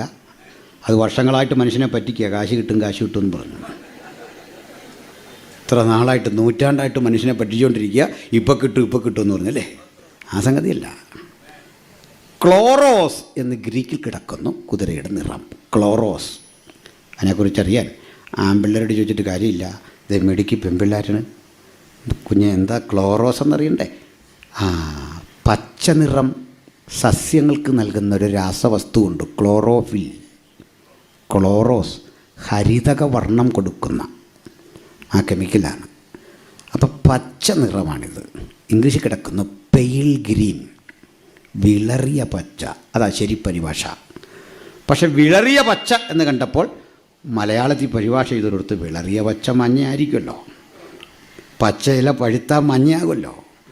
മഞ്ഞയല്ല, എന്നാൽ മഞ്ഞ പോലൊക്കെ ഇരിക്കും. അതുകൊണ്ട് വ്യാഖ്യാതാക്കൾ പലപ്പോഴും ഇത് മഞ്ഞയാണെന്ന രൂപത്തിൽ വ്യാഖ്യാനിച്ച് കുളവാക്കിയിട്ടുണ്ട്. ശ്രദ്ധിക്കണം, ശ്രദ്ധിച്ച് കേൾക്കണം. ഇവിടെ എന്താണ് ഈ 4 കുതിരകൾ? ഈ കുതിരകൾ പ്രതികരിക്കുന്ന ആശയപ്രശ്നമെന്ത്? അതിലേക്കാണ് ഇനി പോകുന്നത്. ഈ കുതിരകളെ വ്യാഖ്യാനിച്ച പലരും പറഞ്ഞ പരമ്പരാഗത ചിന്തയോട് എനിക്ക് യോജിപ്പില്ല. അതിന് പിണങ്ങാൻ വരട്ടെ. ഞാൻ ഈ കുതിരയെക്കുറിച്ച് എഴുതിയ മിക്ക പണ്ഡിതന്മാരുടെയും മലയാളത്തിലും ഇംഗ്ലീഷിലുമുള്ള പുസ്തകങ്ങൾ പരതിയിട്ടുണ്ട്. ഈ പുസ്തകങ്ങളൊക്കെ പരതുമ്പോൾ പറയുന്നു വെള്ളക്കുതിര എതിർ ക്രിസ്തുവാണ്. എനിക്ക് യോജിപ്പില്ല. വെള്ളക്കുതിര ആദ്യം സമാധാനം പറഞ്ഞു വന്ന് ആയുധധാരിയായി മാറി. അവൻ ചുവന്ന കുതിരയായി യുദ്ധം ചെയ്ത്, കറുത്ത കുതിരയായി ക്ഷാമം വിതച്ച്, മഞ്ഞക്കുതിരയായി മരണം വിതയ്ക്കും. ഇതാണ് വ്യാഖ്യാനം. യോജിപ്പില്ലാത്ത കാര്യം, ഒരു കുതിരയ്ക്ക് വരുന്ന നിറഭേദമല്ല ഇവിടെ. 4 കുതിരയാണ്. കാരണം രണ്ടാമത് വായിക്കുമ്പോൾ പറയാം, മറ്റൊരു കുതിര പുറപ്പെട്ടു. Not the same, not the previous one. മറ്റൊരു കുതിര, അനദർ ഹോസ്. ആർട്ടിക്കിൾ മാറി, മറ്റൊരു കുതിരയാണ്. അതുകൊണ്ട് മാത്രം വിശ്വസിക്കേണ്ട. മറ്റൊരു കാര്യം കൂടെ ഉണ്ടേ. ഇതാ 4 ജീവികളുടെ ഗർജന സ്വരം. ഒന്നാം ജീവി വിളിക്കുന്നു, വരിക. വിളിച്ചത് സിംഹമുഖമുള്ളൊരു ജീവിയാണ്. സിംഹമുഖമുള്ള ജീവി വിളിച്ചപ്പോൾ വന്നത് ഒരു വെള്ളക്കുതിര. ചേരുംപടി ചേർത്ത് വെച്ചാട്ടെ. കാളമുഖമുള്ള ജീവി വിളിച്ചപ്പോൾ വന്നത് ഒരു ചുവന്ന കുതിര. മനുഷ്യമുഖമുള്ള ജീവി വിളിച്ചപ്പോൾ വന്നത് ഒരു കറുത്ത കുതിര. കഴുകൻ വിളിച്ചപ്പോൾ വന്നത് വിളറിയ പച്ചക്കുതിര. 4 വ്യക്തത വന്നോ? ഏതെങ്കിലും ഒരു വ്യാഖ്യാന കൃതിയിൽ ഈ ജീവികളുടെ വിളിയെപ്പറ്റി ഒന്നും മിണ്ടുന്നില്ല. എന്തിനാണ് ഈ ജീവി വിളിച്ചത്? മാത്രമല്ല, ഈ ജീവികളുടെ വിളിയുടെ പ്രത്യേകത അത്യുച്ചനാദത്തിലാണ് വിളിക്കുന്നത്. ഗർജിക്കുന്ന ഇടിമുഴക്കം പോലെ വിളിച്ചു എന്നാണ്. ഇപ്പോൾ ഗൗരവമില്ലേ? ഗൗരവമുണ്ട്. പറയാം. പന്ത് കളിച്ചുകൊണ്ടിരിക്കുന്ന മോനെ നമ്മൾ വിളിച്ചു, മോനെ ഇഞ്ഞ് വന്നേ, വരുന്നേ, പിന്നെ അടിച്ച ഗോളടിക്കാൻ പോവാ. മോനെ അത്യാവശ്യം ഇതാ വരുന്നു. ഒരു 3-4 റൗണ്ട് കഴിയുമ്പോൾ നമ്മുടെ വിളിയിലോട്ട് ഓട് മാറുകയല്ലേ, മോനെ ഡാ. ഇതാ അത്യുച്ചനാദമുള്ള വിളി. ഗൗരവമുണ്ടെന്ന്. സംഗതി ഗൗരവ. ആ വിളിയായത്. ജീവി വിളിക്കുക, വരിക. ഇതാ വന്നു, പ്രസൻ്റായിട്ടുണ്ട്. ഞാനുണ്ടേ എന്ന് പറയും പോലെ ഒരു വെള്ളക്കുതിര. ഈ ജീവികളുടെ വിളിയെപ്പറ്റി മിക്ക വ്യാഖ്യാതാക്കളും മിണ്ടുന്നില്ല. അല്ലെങ്കിൽ തന്നെ ഈ വ്യാഖ്യാതാക്കൾ അറിയാൻ പാടില്ലാത്തൊരു സമയം വരും പറയും വിസ്താര ഭയത്താൽ വിട്ടുകളയുന്നു. രക്ഷയുടെ ഭദ്രതയെ കരുതി ഇങ്ങനെ കോളവാക്കിയ ആളുകൾ നമ്മുടെ ഇടയിലുണ്ട്. രക്ഷിക്കപ്പെട്ട മനുഷ്യൻ എന്ത് ചെയ്താലും യാതൊരു പ്രശ്നമില്ല, സ്വർഗം റിസേർവ്ഡാണ്. എബ്രായ ലേഖനത്തിലെ കടുകട്ടിയായ വാക്യം ഉച്ചയ്ക്ക് കൂടം കൊണ്ട് നിൽക്കുക അവരുടെ. അവിടെ നിന്ന് വിളിച്ചു പറയും, ഒരിക്കൽ പ്രകാശനം ലഭിച്ച ശേഷം അല്ലെങ്കിൽ സത്യത്തിൻ്റെ പരിജ്ഞാനം ലഭിച്ച മനുഷ്യൻ വീണ്ടും പിന്മാറിപ്പോയാൽ തങ്ങൾക്ക് തന്നെ ദൈവപുത്രനെ ക്രൂശിക്കും. അവനെ മാനസാന്തരത്തിലേക്ക് പുതുക്കുവാൻ കഴിവുള്ളവരല്ല. മനസ്സിലായില്ലേ? ഒരിക്കൽ പ്രകാശം ലഭിച്ചവൻ, വരുവാനുള്ള ലോകത്തിൻ്റെ ശക്തി ആസ്വദിച്ചവൻ, വാഗ്ദത്തത്തിൻ്റെ ആത്മാവിനെ പ്രാപിച്ചവൻ പിന്മാറിപ്പോയാൽ അവനെ രക്ഷയിലേക്ക് പുതുക്കാൻ കഴിവുള്ളതല്ല എന്ന് പച്ചക്ക് എഴുതി വെച്ചപ്പോൾ പറയുക ഒരു കുഴപ്പവും ഇല്ലെന്ന്. എന്നാൽ അച്ഛൻ ഇതൊന്ന് വ്യാഖ്യാനിക്ക്, വിസ്താര ഭയത്താൽ വിട്ടുകളയുക. ഈ പേടി ഇതിൻ്റെ ആയുസി മാറുകയല്ല. മനസ്സിലായോ? ചിലരെ പേടി ഇനി വാച്ചാൽ ഞങ്ങൾ പ്രാർത്ഥിക്കുക ഇത് മാറും. ഇത് മാറുമെന്ന് പറയാനൊരു കാരണമുണ്ട്. ഞാൻ രസാവഹമായൊരു കാര്യമാണ് പറയുന്നത്. ഈ ഭയം മാറുക എന്നത് ചിലരെ സംബന്ധിച്ചിടത്തോളം അത്ര എളുപ്പമല്ല. ചിലരുടെ ഉള്ളിൽ ആ ഭയം അങ്ങനെ കിടക്കും. എന്തു വന്നാലും അതാണെന്ന് ഇങ്ങനെ ചിന്തിച്ചുകൊണ്ടിരിക്കും. ഇങ്ങനെയൊക്കെ പേടിക്കാനാണെങ്കിൽ ഞാൻ പേടിച്ചുരുകേണ്ട സമയം കഴിഞ്ഞു. എനിക്ക് പേടിക്കാൻ നമുക്ക് പേടിയില്ലാഞ്ഞിട്ടല്ല, ഈ പലതവണ ആയപ്പോൾ പേടിയോടുള്ള റെസ്പെക്റ്റ് അങ്ങ് പോയി. മനസ്സിലായോ പറഞ്ഞേ? പേടിയോട് നമുക്കൊരു ബഹുമാനമില്ലേ, അതങ്ങ് പോയി കിട്ടിയെന്നാണ്. അതാ വിഷയം. ഇപ്പോൾ ഈ വ്യാഖ്യാതാക്കൾ പലരും ഇങ്ങനെ കുഴങ്ങും, ഇങ്ങനെ കറങ്ങും, ഉത്തരം പറയാനാവില്ല. അപ്പോൾ നമുക്ക് വസ്തുതയെന്ന് കൃത്യമായി പരിശോധിച്ച് പോകാം. സന്തോഷമല്ലേ? മനസ്സിലാകുന്നില്ലേ? കൂടുതൽ അറിയാൻ ഞാനിതൊക്കെ പ്രസംഗിച്ചിട്ട പല യൂട്യൂബിൽ കിടപ്പുണ്ട്. എൻ്റെ യൂട്യൂബ് സബ്സ്ക്രൈബ് ചെയ്യേണ്ട, മറ്റ് പലയിടത്തുണ്ട്, അത് ചെയ്തു. അല്ല, ഞാൻ എനിക്കായിട്ട് ഒരു അഡ്വർടൈസ്മെൻറ്റ് പറയല്ല, മറ്റ് പലരും ചെയ്തിട്ടുണ്ട്. അങ്ങനെ ആര് ചെയ്യുന്നതിന് എനിക്ക് വിരോധമുള്ള ആളുമല്ല. ഇല്ല, എന്നോടൊരാൾ പറഞ്ഞു ലൈവ് ചെയ്യുമെന്ന് പറഞ്ഞു. ഞാൻ പറഞ്ഞു ഞാൻ മരിക്കുന്നൂടെ ചെയ്തോളാൻ പറഞ്ഞു. ഒരു വിഷയമില്ല, അന്ത്യനിമിഷം വരെയും പകർത്തി യാതൊരു കുഴപ്പമില്ല. പിന്നെ അതൊന്ന് പറഞ്ഞേക്കണം. കാരണം അകത്ത് പറയേണ്ടതും പുറത്ത് പറയേണ്ടതുണ്ടല്ലേ. ചില മഹാന്മാർക്ക് അതറിയില്ല. അകത്ത് പറയേണ്ടല്ല, നാട്ടുകാരെ കേൾപ്പിക്കും. മനസ്സിലായില്ലേ? അകത്ത് വിമർശിക്കേണ്ടത്, അകത്തെ കുറ്റം ഈ പഞ്ചായത്തിൽ വേണ്ടി പോയിരുന്നു പറയുന്നതിൻ്റെ അവസ്ഥ നിങ്ങളൊന്ന് ആലോചിച്ച് നോക്കിയേ. നീ കുടുംബത്തിൽപ്പെട്ടവരാണ്, അകത്തെ കാര്യം പോയിട്ട് പുറത്ത് പറയുക. അകത്തെ കാര്യം അകത്ത് പരിഹരിക്കണം. അതിന് ലൈവ് ചെയ്യരുത്. ആഭ്യന്തര തർക്കങ്ങൾ, ആഭ്യന്തര പ്രശ്നങ്ങൾ, സ്ഥലം മാറ്റം, ഒത്തിരി പ്രശ്നങ്ങളുണ്ട്. അതൊക്കെ ചർച്ച ചെയ്യേണ്ട ഇവിടെ അകത്ത്. സന്തോഷമല്ലേ? അപ്പം ശ്രദ്ധിച്ചേ, കുതിരയെ ചേർത്ത് നമുക്കൊന്ന് വെക്കാം. ഒന്നാമത് വന്ന് ഈ ജീവിയെ പരിശോധിക്കണം. സിംഹം. ഇത് പൊരുൾ വിസ്തരിക്കാൻ പോവാം, ശ്രദ്ധിച്ച് കേൾക്കണം. സിംഹം ചരിത്രത്തിൻ്റെ ഇതുവരെയുള്ള പാഠങ്ങളിൽ പ്രതിനിധീകരിക്കുന്നത് എന്താണ് എന്ന് പറയാൻ എനിക്ക് നേരെ കർത്താവിലേക്ക് തന്നെ കടക്കണം. നമ്മുടെ കർത്താവായ യേശുക്രിസ്തുവിൻ്റെ ഇഹലോകത്തിലേക്കുള്ള വരവ്, ജഡധാരിയായ യേശു വന്നത്, ജഡം ധരിച്ചത് ആകസ്മിക സംഭവമല്ല. കർത്താവ് അവതരിച്ചു എന്നല്ലേ പറയാറുണ്ട്. ആ പ്രയോഗം അത്ര ശരിയല്ല. Not incarnated but he manifested. God manifested in flesh. അവൻ ജഡത്തിൽ വെളിപ്പെട്ടു, അവതരിക്കല്ല. ഒരു പാട്ടുണ്ടല്ലോ, അവതരിച്ചത് വെറും കഥയോ, അത് കഥയാന്ന് പറഞ്ഞേക്കണം. മനസ്സിലായില്ലേ? കർത്താവ് അവതരിക്കല്ല, ജഡത്തിലിങ്ങു വന്നു. ജഡത്തിൽ വന്ന് കൃപയും സത്യവും നിറഞ്ഞവനായി നമ്മുടെ ഇടയിൽ പാർത്തു. മനസ്സിലായോ? അപ്പോൾ കർത്താവായ യേശുക്രിസ്തു പിറവി കൊള്ളുന്നത് ഒരാകസ്മിക സംഭവമല്ല. എന്ന് പറഞ്ഞാൽ യേശു ജനിച്ചു കഴിഞ്ഞ് വ്യാഖ്യാനിച്ചൊപ്പിച്ച് യേശുവിനെ ദൈവമാക്കിയതല്ല നമ്മൾ. പണ്ടൊരു ടീച്ചർ, നല്ല മുടിയുള്ളൊരു ടീച്ചറായിരുന്നു. ഒരു കുട്ടികളെ ഡാൻസ് പഠിപ്പിച്ചുകൊണ്ടിരിക്കുക. അപ്പോൾ ഈ തല ഇങ്ങനെ ടാട്ടിയ പഠിക്കും, മുടിയെല്ലാം കൂടെ മുമ്പോട്ട് വീണു. അവരതിങ്ങനെ കോതി പുറകോട്ടിട്ടപ്പോൾ കുട്ടികൾ ഓർത്തു ഇത് ഒരു സ്റ്റെപ്പാണ്. കുട്ടികൾ ഇതുപോലെ തന്നെ കാണിച്ചു. ഈ അബദ്ധം ഇങ്ങ് തുടരുക. ടീച്ചർക്കും പിൻവലിക്കാൻ പറ്റുന്നില്ല. ടീച്ചർ പറഞ്ഞു, അത് ഒരു സ്റ്റെപ്പാണ്. അല്ല, ഞങ്ങൾ വ്യാഖ്യാനിച്ച് നൃത്തം അല്ലാത്തതിനെ നൃത്തമാക്കത്തില്ല. യേശുവിനെക്കുറിച്ച് 200-ലധികം പ്രവചനം യേശു ജനിക്കുന്നതിന് മുമ്പുണ്ടായിരുന്നു.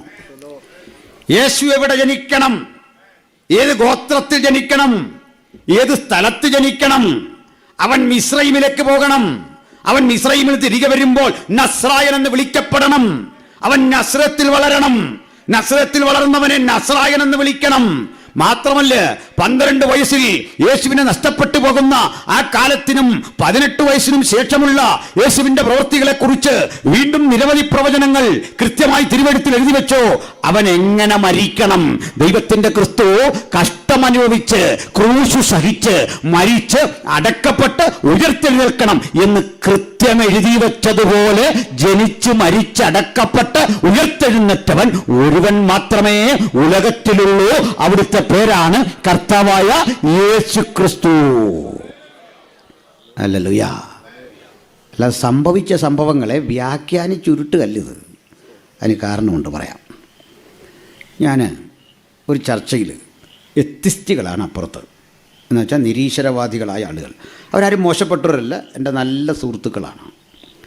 അവരോട് സൗഹൃദം കൂടുന്നത് ഒരു തെറ്റായിട്ടൊന്നും എനിക്ക് തോന്നിയിട്ടില്ല. നല്ല മനുഷ്യർ അവരാണ് അപ്പുറത്ത്. ഒന്നാമത് ഈ എത്തിസ്റ്റുകളെന്ന് പറഞ്ഞാൽ ഈ പറച്ചിലേ ഉള്ളൂ, മഹാപേടിത്തൊണ്ടന്മാരാണ് ഉള്ളിൽ. ഞാനൊരു വസ്തുത പറയാം. എനിക്കൊരു കൂട്ടുകാരനുണ്ട്, ഒരു എത്തിസ്റ്റ്. വർഷങ്ങൾക്കപ്പുറത്ത് ഞാനും അമ്മയും തന്നെ ഉള്ളൂ. അപ്പോൾ ഇവൻ എന്നെ കാണാൻ വന്നു. നമുക്ക് വീട്ടിൽ പ്രാർത്ഥനയുണ്ട്. ഞാൻ പറഞ്ഞു, നീ പ്രാർത്ഥനയ്ക്കിരിക്കുക, അതിനൊന്നും കുഴപ്പമില്ല, നിങ്ങൾ പ്രാർത്ഥിച്ചു. പ്രാർത്ഥന കഴിഞ്ഞ് ഞാനിവനോട് ദൈവത്തെ പറ്റിയൊക്കെ പറഞ്ഞു. എന്ത് ദൈവമാടാ, എത്രയോ മനുഷ്യർ ചാകുന്നു, ഈ കുഞ്ഞുങ്ങളെല്ലാം ഇങ്ങനെ മരിക്കുന്നു, ഭക്ഷണം കിട്ടാതെ മരിക്കുമ്പോൾ നിൻ്റെ ഈ ദൈവം എവിടെ ഇരിക്കുക? ഒത്തിരി കഥകൾ അവൻ പറഞ്ഞപ്പോൾ എനിക്ക് മനസ്സിലായി, ഇവന് കൊടുക്കേണ്ട ആയുധം ഇതല്ല, ഡോസ് വേറെ ഉണ്ട് ഞങ്ങളുടെ.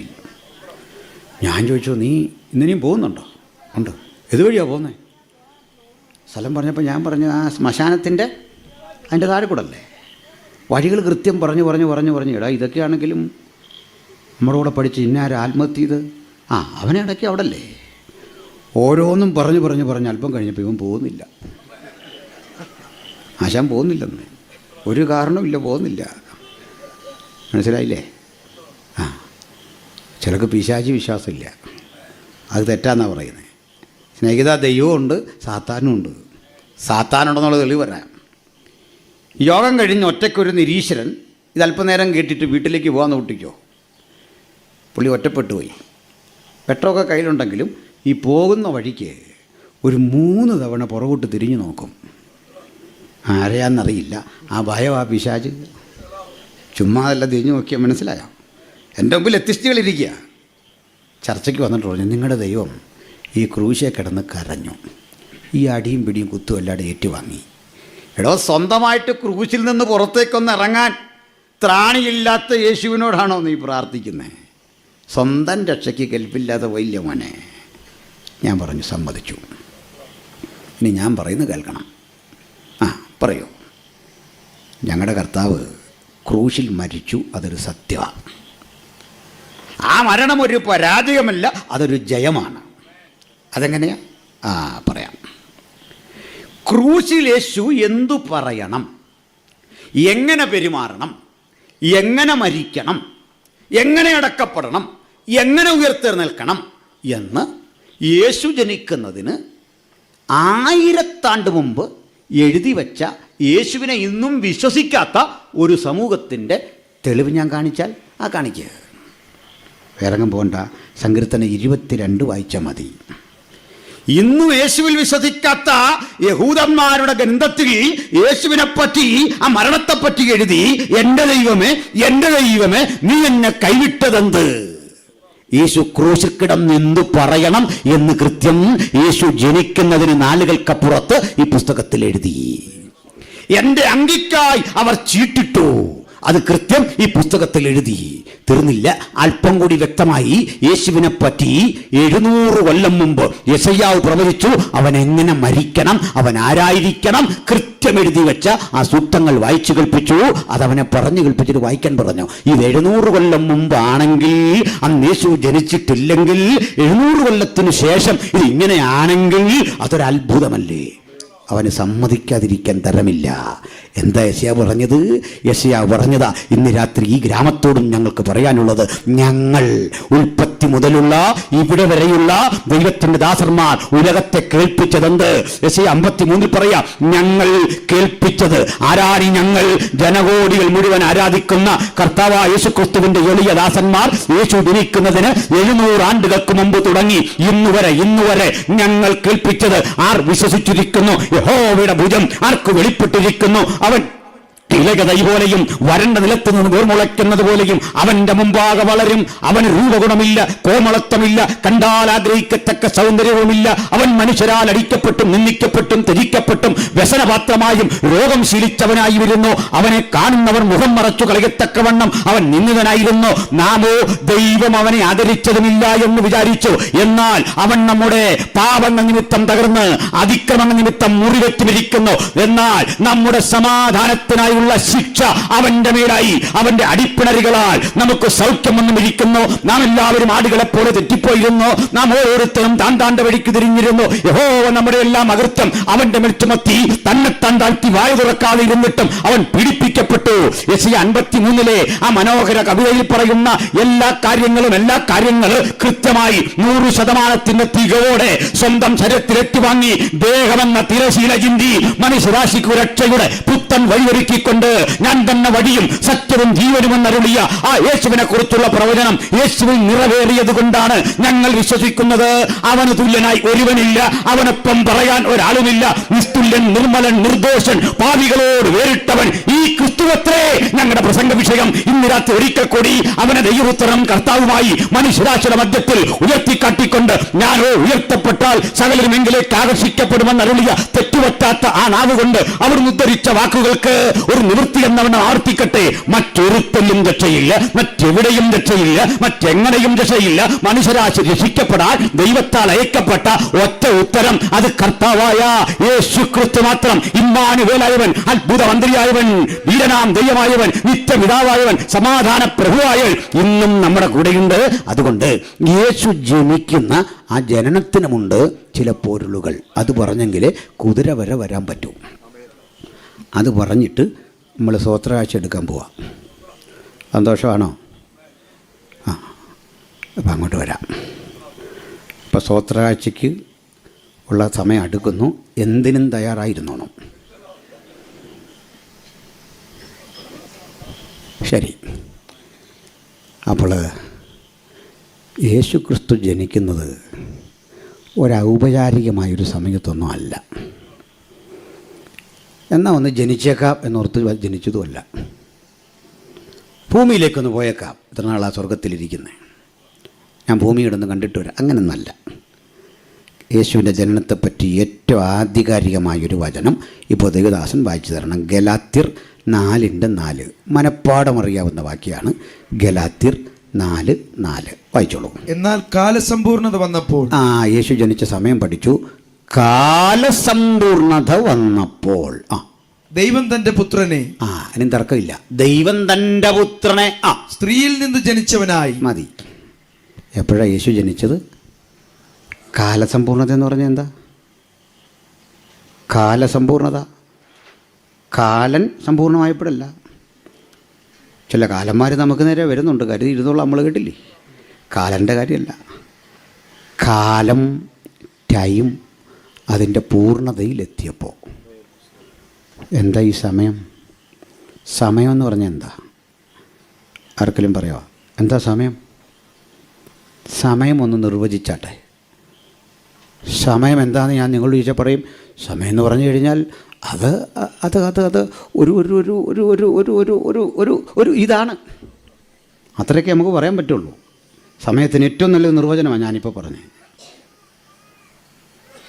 കാലം അഥവാ സമയമെന്ന് പറഞ്ഞാൽ സംഭവങ്ങളെ ഉൾക്കൊള്ളുന്നതെന്തോ അതാണ് സമയം. പക്ഷെ ഇവിടെ പറയുക, കാലം പൂർത്തീകരിച്ചപ്പെട്ടപ്പോൾ ഫുൾനെസ് ഓഫ് ടൈം യേശു പിറന്നു. അപ്പോൾ പിന്നെ കാലം ഉണ്ടായോ? അപ്പോൾ ഇനി 2000 ആണ്ടോ? 2022 പിന്നെ എങ്ങനെ ഉണ്ടായി? പറയാം. കാലസമ്പൂർണത വന്നപ്പോൾ. എന്താണ് കാലസമ്പൂർണത? കേട്ടിരിക്കുക. നമ്മുടെ കർത്താവായ യേശു ക്രിസ്തു ജനിക്കാൻ അനുകൂലമായ ഒരു പശ്ചാത്തലം ദൈവപിതാവിനാൽ ദൈവം ഒരുക്കിയിട്ടു എന്ന് വച്ചാൽ, കാലം ഇതിനു മുമ്പ് കാണാത്ത ഏറ്റവും ശ്രേഷ്ഠമായൊരു പരിതസ്ഥിതിയിലേക്ക് ലോകം വളർന്നു. മനസ്സിലായില്ല? പറഞ്ഞു തീരുമ്പോഴേ മനസ്സിലാവൂ. പറയാം. യേശു ജനിക്കുന്നതിന് മുമ്പ് യേശു പഠിപ്പിച്ച, യേശു പ്രസംഗിച്ച കാര്യം ലോകത്തെല്ലായിടത്തും അറിയിക്കാൻ പാകത്തിനുള്ള ഒരു ഇൻഫ്രാസ്ട്രക്ചർ, അടിസ്ഥാന സൗകര്യം പിതാവ് കരുതിയിട്ടു ഭൂമിയിൽ. അല്ലല്ല, അതിന് മനുഷ്യരെ ഉപയോഗിച്ചു. 4 സാമ്രാജ്യങ്ങൾ യേശുവിൻ്റെ തിരുപ്പിറവിയെ എതിരേൽക്കാൻ അവരറിയാതെ ഒരുങ്ങി. 4 പറയാൻ നേരമില്ല, ഞാൻ 2 വിടുന്നു. യേശു പിറവി കൊള്ളും മുമ്പ് ബാബിലോണ്യ സാമ്രാജ്യം ഉലകത്തിൽ വന്നു. അവർ ചില സംഭാവനകൾ ലോകത്ത് നൽകി. യേശു പിറവി കൊള്ളും മുമ്പ് പേർഷ്യക്കാർ ലോകത്ത് വന്നു. അവരും ലോകം ഇന്ന് കാണുന്ന അളവിൽ വളരാൻ ലോകത്തെ ചില സംഭാവനകളാൽ സജീവമാക്കി. അത് 2 ഞാൻ വിട്ടു. 3-ത്തെയും 4-ത്തെയും പറയാം. യേശു പിറക്കും മുമ്പ് മഹാനായ അലക്സാണ്ടറുടെ ഗ്രീക്ക് സാമ്രാജ്യം, അത് നിമിത്തം ലോകം യേശുവിനെ വരവേൽക്കാൻ ഒരുങ്ങി. എങ്ങനെ? അലക്സാണ്ടർ അടുത്തടുത്ത രാജ്യങ്ങളെ വെട്ടിപ്പിടിച്ച് രാജ്യം അയാളുടെ കാൽ കീഴിലാക്കി. രാജ്യം കാൽ കീഴിലാക്കിയപ്പോൾ ഭൂമിയുടെ 3 ഭാഗവും അദ്ദേഹം തൻ്റെ അധീനതയിൽപ്പെടുത്തിയപ്പോൾ അദ്ദേഹത്തിന് മാസിഡോണിയ കേന്ദ്രീകരിച്ച് ലോകത്തെ മുഴുവൻ ഭരിക്കണം. അദ്ദേഹത്തിൻ്റെ കാര്യം മനസ്സിലായി. ഒരു തടസ്സമുണ്ട്. തൻ്റെ ഭാഷയിൽ താനിടുന്ന കമാൻഡ്സ്, ആജ്ഞ മറ്റുള്ളവർക്ക് അനുസരിക്കാൻ താമസം നേരിടുന്നു. കാരണം ഭാഷ മനസ്സിലാകത്തില്ല. അതാ കാര്യം. മനസ്സിലായോ? ഭാഷ മനസ്സിലാകത്തില്ല. ബാഹ്യവും ബഹനവും സമശികയാ, നമുക്ക് മനസ്സിലാകത്തില്ല. ഈ ബാഹ്യവും ബഹനവും എന്ന് കേൾക്കുമ്പോഴേ ഞാനിങ്ങനെ പോക്കറ്റിൽ തപ്പും. രൂപയുടെ മൂല്യം പോയോ എന്നൊരു പേടി, വണ്ടിക്കൂലി. ഹിന്ദി ഭയങ്കര ഇഷ്ടമായിരുന്നു എനിക്ക്. പക്ഷേ ഇപ്പോൾ ഹിന്ദി എന്ന് കേൾക്കുമ്പോഴേ പേടിയാ പിണക്കമല്ല. അപ്പോൾ ശ്രദ്ധിച്ച്, ഭാഷ അറിയാമെങ്കിൽ ലോകത്തെ ഭരിക്കാൻ പറ്റൂ, ലോകത്തെ കൺട്രോൾ ചെയ്യാൻ പറ്റൂ. ആജ്ഞ ഇട്ടാൽ താഴെയുള്ളവർക്ക് മനസ്സിലാവില്ലെന്ന്. ഭാഷ വേണം. അതിനാ ചർച്ചക്കോടിൻ്റെ ഓവർസിയർ ആകുമ്പോൾ പറയുന്നത് ഇംഗ്ലീഷ് അറിയാമെന്നൊക്കെ ചോദിക്കും. എന്തിനാ? താഴെ വരെ സംഗതി വരണം. അതിനാ അസംബ്ലീസ് കോഡിലൊക്കെ സൂപ്രണ്ടാണെങ്കിൽ അത് ഇൻ്റർനാഷണലായി ഉണ്ട് കേട്ടോ. അതുകൊണ്ടാണ്, അല്ല മോശമായിട്ട് പറഞ്ഞല്ല. അവർക്ക് ലോകത്തെല്ലായിടത്തും ശക്തിയുണ്ട്, അതുകൊണ്ടാ സാന്നിധ്യമുണ്ട്. അതോർത്ത് വിഷമിക്കേണ്ട, നമുക്കും ശക്തി ഉണ്ടാക്കാം ലോകം മുഴുവൻ. ഇത് ഐക്യ കൺവെൻഷനല്ല, ഞാൻ ഇവരെ മാത്രം ഈ പേര് പറയുന്ന സ്നേഹം കൊണ്ടാട്ടോ. സ്തോത്രം. കേൾക്കുന്നവർക്കും ഞാൻ IPC ഷാരോനും ചർച്ചക്കൂടും മാത്രം പറയുന്നത് എന്താണ്? നമ്മുടെ മൂത്ത ചേട്ടന്മാരുടെ കാര്യം വേണ്ടി ആദ്യം പറയാൻ.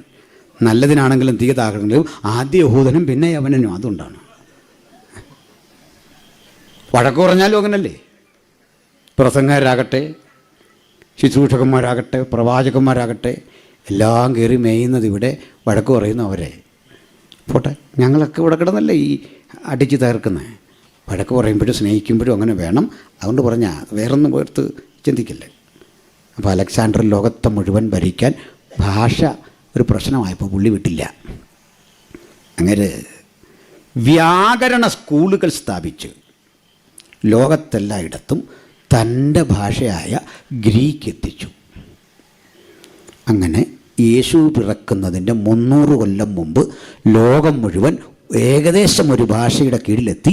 ആ ഭാഷയുടെ പേര് ഗ്രീക്ക് അല്ലെങ്കിൽ യവനായ. കേട്ടല്ലോ? യവനായ. മക്കൾ പഠിക്കുന്ന പലതും ഗ്രീക്കാണ്. മാത്തമാറ്റിക്സ് പഠിക്കുകയല്ലേ മക്കളെ, അത് ഗ്രീക്കാന്ന് പലതും. Sine theta, cos theta, tan theta, sigma, ഇങ്ങനെയൊക്കെ പഠിക്കില്ലേ? ഇതൊക്കെ പറഞ്ഞപ്പോൾ നമ്മളിപ്പോൾ എല്ലാവരും തിന്നുകൊണ്ടിരിക്കുകയായിരുന്നു. വേറെ തീറ്റയാണെന്നാ ഓർത്തല്ലേ? ഇതൊക്കെ ഗ്രീക്കായിരുന്നു. ഇനി പ്രായമായി കഴിയുമ്പോൾ നഴ്സിങ്ങിന് കുട്ടി പോവില്ലേ? ആ കുട്ടിയോട് ചോദിക്കും എവിടെയായിരുന്നു ഡ്യൂട്ടി? ആ കുട്ടി നമ്മളോട് പറയും നെഫ്രോളജിയിലായിരുന്നു. Nephron Greek word, neuron Greek word. ഞാൻ നിൻ്റെ ഹൃദയങ്ങളെയും ഉൾപ്പൂവുകളെയും ആരായുന്ന ദൈവം ഗ്രീക്കിൽ വായിച്ചു. എനിക്ക് നിൻ്റെ നെഫ്രോണും അറിയാം, കാർഡിയായും അറിയാം. കാർഡിയ മീൻസ് ഹൃദയം, കാർഡിയോളജി. യേശു തൻ്റെ അമ്മയായ മറിയത്തെ വിളിച്ചു, സ്ത്രീയെ എനിക്കും നിനക്കും തമ്മിലെന്ത്? ഗ്രീക്കിൽ ഗുനൈ എന്നൊരു പ്രയോഗമാണ്. ആ ഗുനൈ എന്നതിൽ നിന്നാണ് ഗൈനക്കോളജി ഇതൊക്കെ പ്രയോഗമുള്ളുന്ന സ്ത്രീയുമായി ബന്ധപ്പെട്ടത്.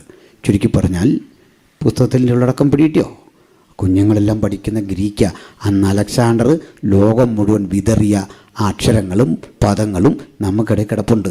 അവിടുന്നൊക്കെ ആ പൊരുതിക്കേറി ജയിച്ചു വന്ന ഭാഷയാണ് ഇംഗ്ലീഷ്. ഇംഗ്ലീഷിൽ കിടക്കുന്ന നിരവധി പദങ്ങൾ ഗ്രീക്കുകാരിൽ നിന്ന് കിട്ടിയ സംഭാവനയാണ്. പിടിയിട്ടോ? അപ്പം ഗ്രീക്ക് ഭാഷ ലോകം മുഴുവൻ എത്തിച്ചു. ഇയാൾ മരിച്ചു, സാമ്രാജ്യം നാലായി തകർന്നു. പുറകെ വന്ന റോമക്കാരൻ ഈ ഭാഷ പഠിപ്പിക്കാനൊന്നുമല്ല ശ്രമം നടത്തിയത്. അവർ നല്ല റോഡുകൾ വെട്ടി, ഒന്നാം തരം റോഡ്, മനോഹരമായ റോഡുകൾ. ആ റോഡുകൾക്കൊരു പ്രത്യേകത ഉണ്ടായിരുന്നു. വളവും തിരിവുമില്ല, നേരെയുള്ള റോഡുകൾ. ആ റോഡിൻ്റെ ഇരുവശവും തണൽ മരങ്ങൾ വച്ച് പിടിപ്പിച്ചു കല്ലുപാകിയ വഴികളുണ്ടാക്കി. കാളവണ്ടിക്കും കുതിരവണ്ടിക്കും പോകണം, നടന്നു പോകുന്നവന് തണൽ മരം ആശ്വാസമാകണം. മാത്രമല്ല, ഏത് റോഡ് വെട്ടിയാലും റോമാപട്ടണത്തിൽ കൊണ്ടെത്തിക്കണം. അങ്ങനൊരു പഴമൊഴി തന്നെ ഉണ്ടായി.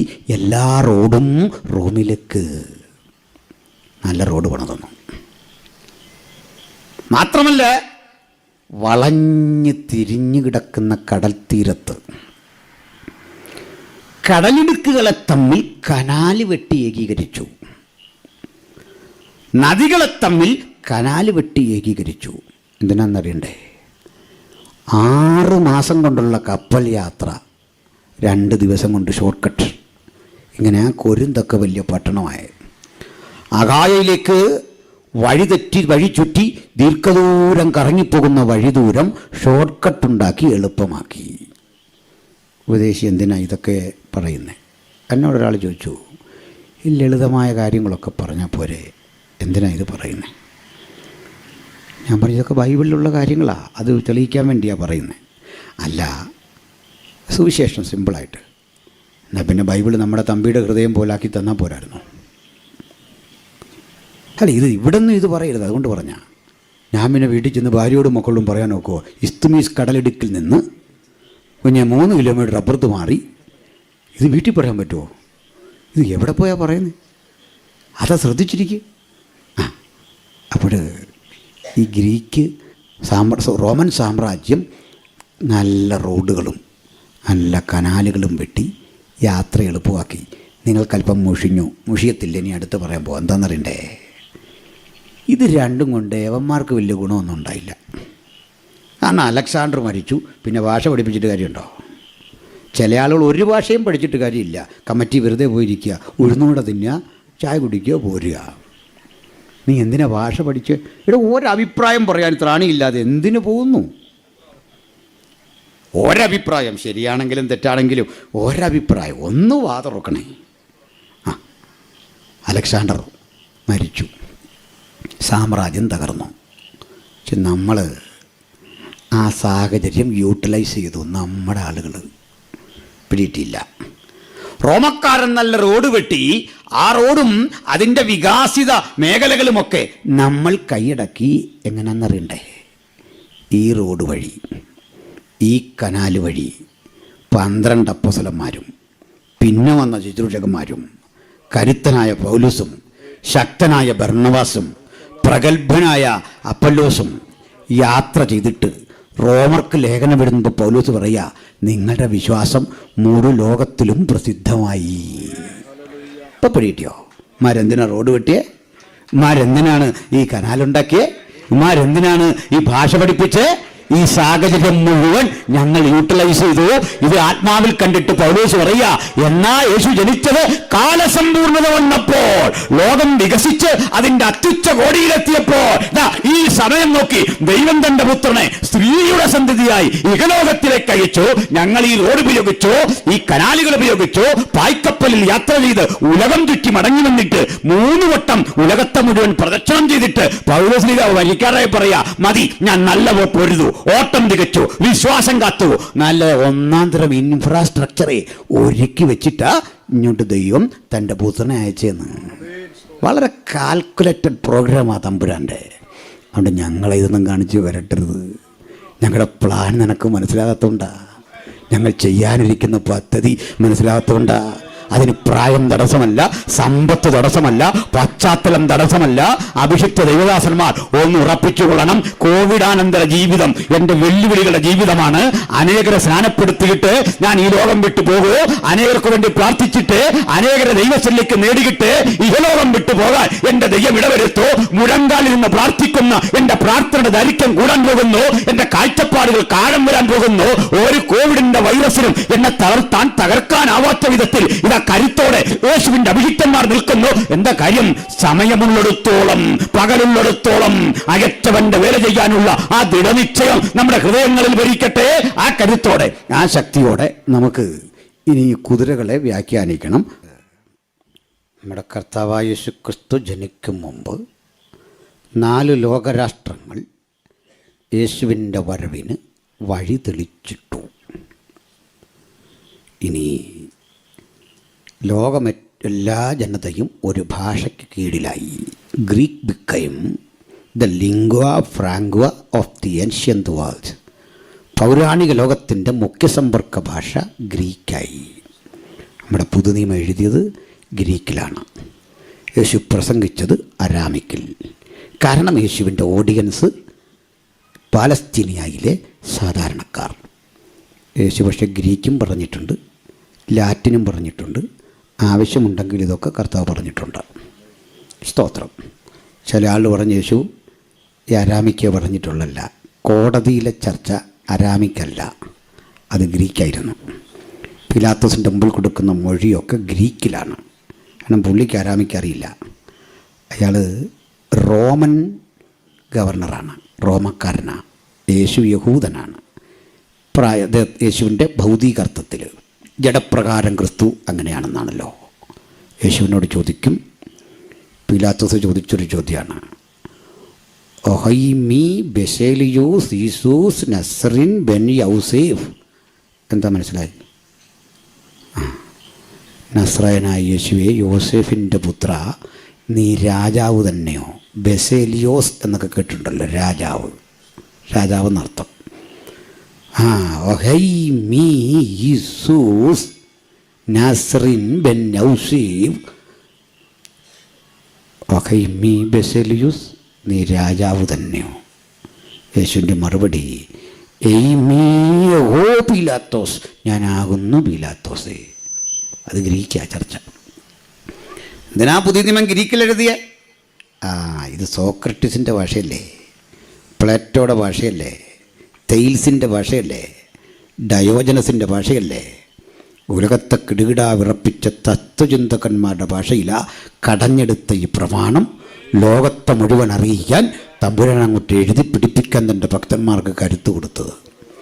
സാധാരണ മനുഷ്യന് വേണ്ടി ആട്ടിടയനിലൂടെ ദൂതഗണങ്ങളെ അയച്ച് സംസാരിക്കുന്ന ദൈവം ബുദ്ധിമാന് വേണ്ടി നക്ഷത്രത്തിളക്കത്തോടെ അവൻ്റെ ഭാഷയിൽ അവനോട് സംസാരിക്കും. വിദ്വാനോട് ഇടപെട്ട രീതിയല്ല, ആട്ടിടയനോട് ഇടപെട്ട രീതി. സ്രോതസ് ദൈവ. പ്രൈസലോ. അപ്പോൾ ഗ്രീക്കിലാണ് ഇവർ പോയവരെല്ലാം പ്രസംഗിച്ചത്. അപ്പോൾ പോയവർക്കെല്ലാം ഗ്രീക്ക് അറിയാം. അതുകൊണ്ട് അവർ ഗ്രീക്കിൽ പ്രസംഗിച്ചപ്പോൾ കേട്ടവർക്ക് മനസ്സിലായി. അല്ല, ചിലർ ധരിച്ച പോലെ അന്യഭാഷ എന്ന് പറഞ്ഞാൽ സുവിശേഷം അറിയിക്കാൻ വേണ്ടിയുള്ളൊരു പ്രസംഗ ഭാഷയല്ല, അത് സഭയ്ക്കകത്ത് ഉപയോഗിക്കാനുള്ള ഭാഷയാണ്. പിടിയോ?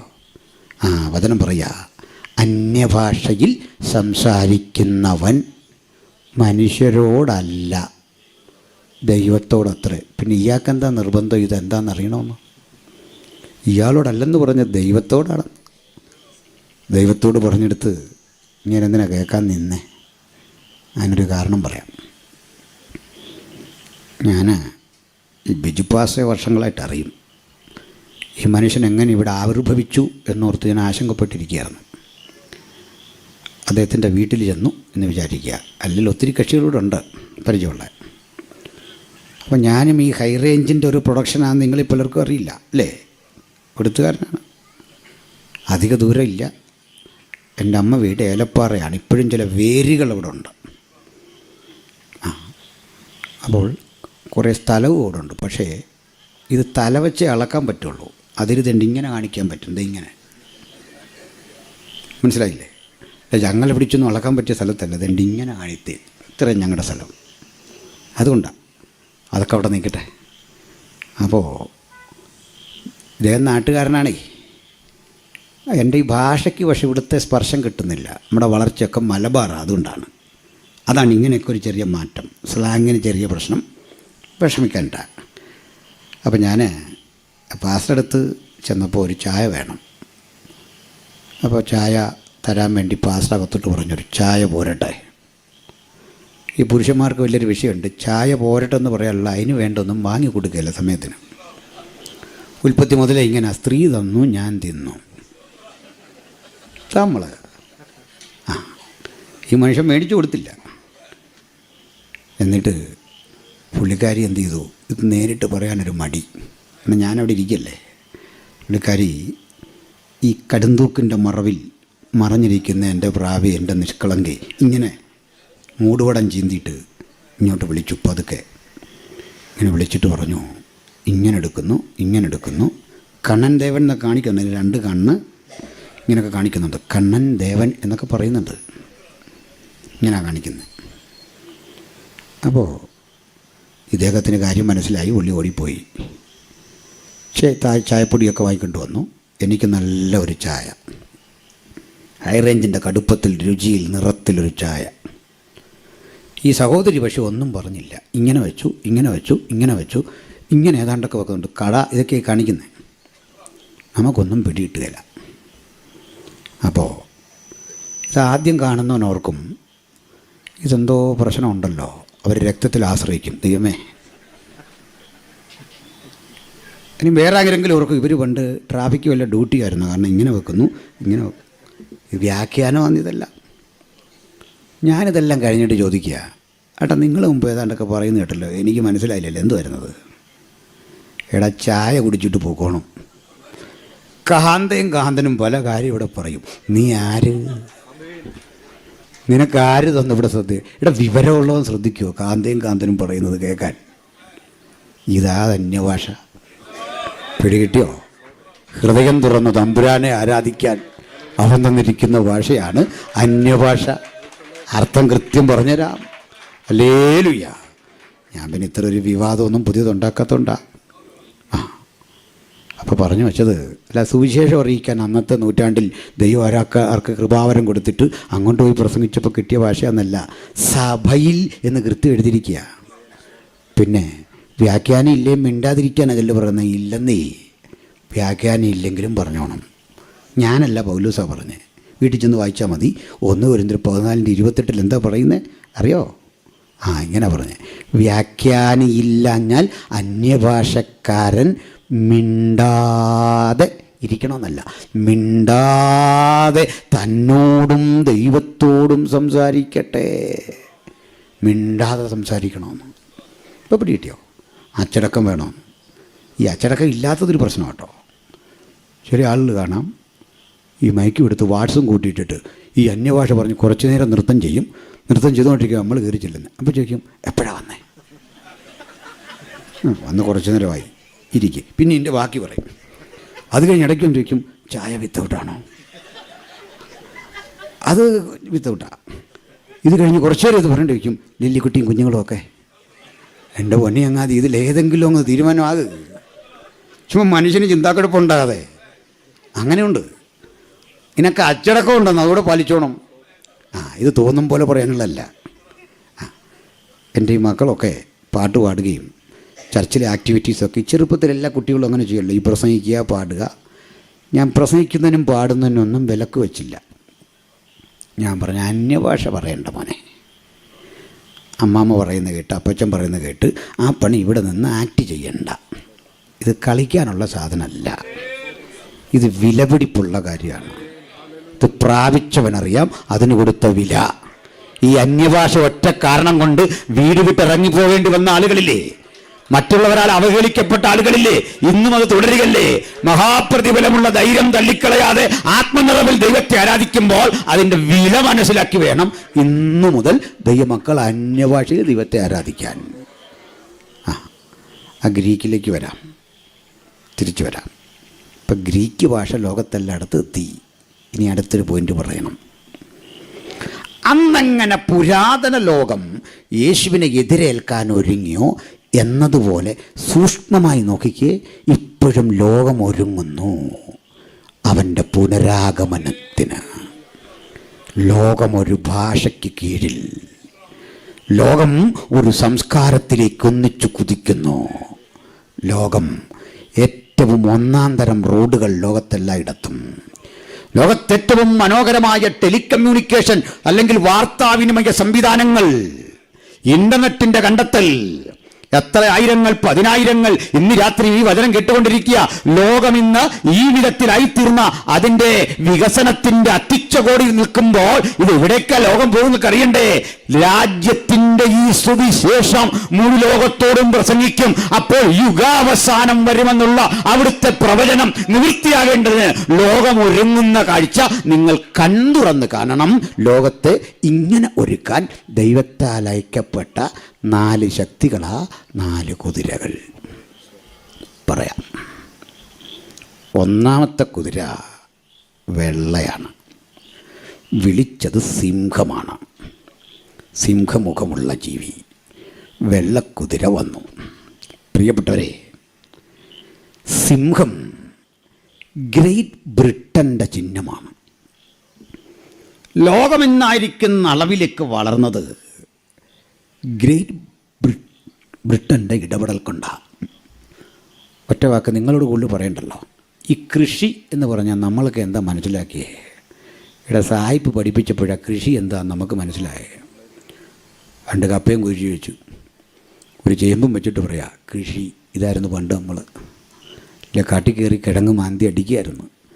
സായിപ്പ് വന്നപ്പോഴാണ് പ്ലാന്റേഷൻ ഉണ്ടായത്. മനസ്സിലായോ? ആ പ്ലാന്റേഷനിലേക്ക് പോകാനാ അവൻ റോഡ് വെട്ടിയേ.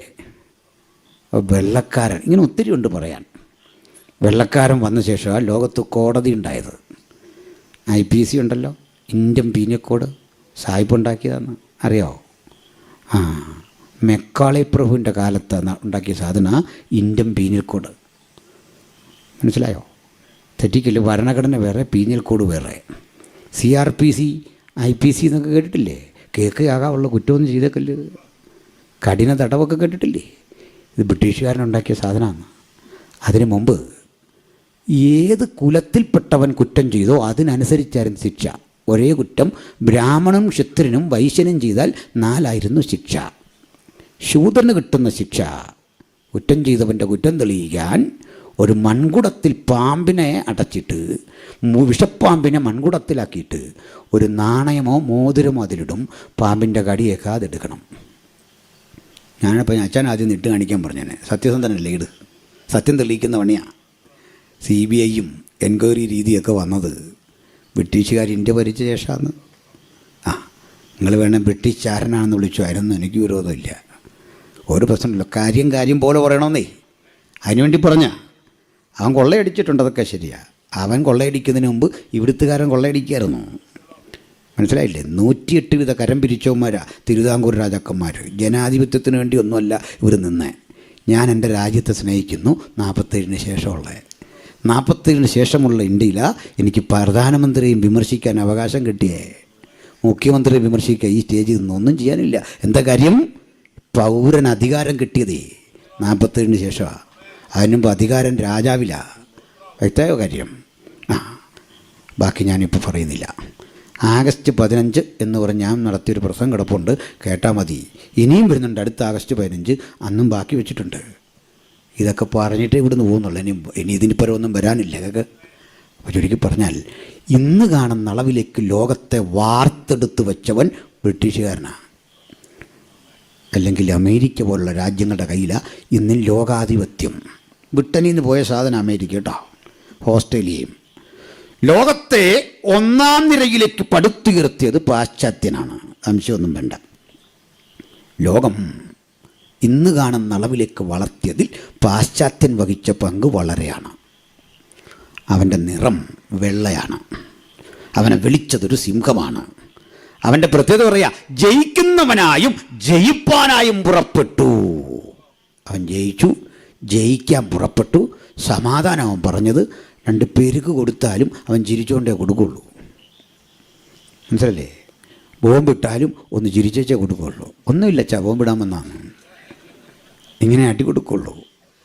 ഇങ്ങനെയാണ് പാശ്ചാത്യൻ ഹുങ്കും വങ്കത്തരവും കാണിച്ച് അതിര് കിടന്നിങ്ങനെ നിൽക്കുമ്പോൾ തമ്പുരാന് തോന്നി അധികം വേണ്ട, ദൈവം ഇങ്ങനെ കേട്ടോ, അധികം കളിക്കരുത് ആരാണെങ്കിലും. ദൈവം ഒരു 2ാം ശക്തി എഴുന്നേൽപ്പിച്ചു. ആ 2ാം ശക്തിയെ വിളിച്ചത് ആരാന്നറിയണ്ടേ? ഒരു കാള. കാള എന്തിൻ്റെ പ്രതീക?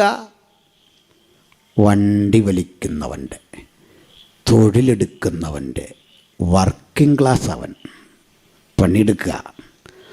വർക്കിംഗ് ക്ലാസിൻ്റെ പ്രതിനിധിയായ കാള വിളിച്ചു, വരിക. വന്ന സാധനം കണ്ടോ? ഒരു ചുവന്ന കുതിര. ചുവന്ന കുതിരയുടെ പുറത്തൊരുവനിരിക്കുന്നു, കയ്യിലൊരു വാള്.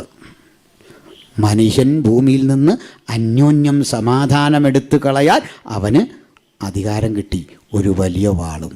ഞാൻ ഒത്തിരി വിശദീകരിക്കുന്നില്ല, ഭാവിച്ച കാര്യങ്ങളെല്ലാം പഠിച്ചോണം, ഇല്ല എൻ്റെ സമാധാനം പോകാം. മനസ്സിലായോ കാര്യങ്ങൾ? 1 2 ശക്തികൾ.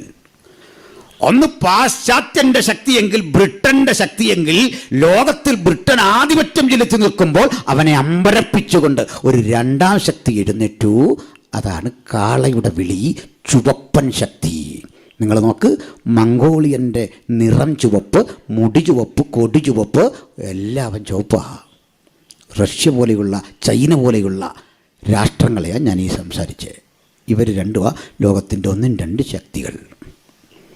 അങ്ങനെ ഇരിക്കെ കഴിഞ്ഞ നൂറ്റാണ്ടിലെ സഹസ്രാബ്ദത്തിലെ നമ്മൾ ഉറങ്ങാൻ കിടന്നു. ഒരു വാർത്ത കേട്ടിട്ട് ഉറങ്ങാൻ കിടന്നത്, സോവിയറ്റ് യൂണിയൻ്റെ തകർച്ച. പിന്നെ ഒറ്റ ശക്തിയെ ലോകത്തുണ്ടായിരുന്നുള്ളൂ, അമേരിക്ക. 90കളിലെ റഷ്യൻ പതനത്തിന് ശേഷം 2000 ആണ്ടങ്ങോട്ട് തുടങ്ങി പുതുലോകത്തിലേക്ക്, പുതിയ സഹസ്രാബ്ദത്തിലേക്ക് കണ്ണു തിരുമ്മി ഉണർന്നപ്പോൾ മറ്റൊരു വാർത്ത കാതുകളിൽ കേട്ടു, അമേരിക്ക തകർന്നു സാമ്പത്തികമായിട്ട്. അങ്ങനെ 1 2 രാഷ്ട്രങ്ങൾ ഡിക്ലൈൻഡായി. എന്നാലും അവനാ ശക്തി.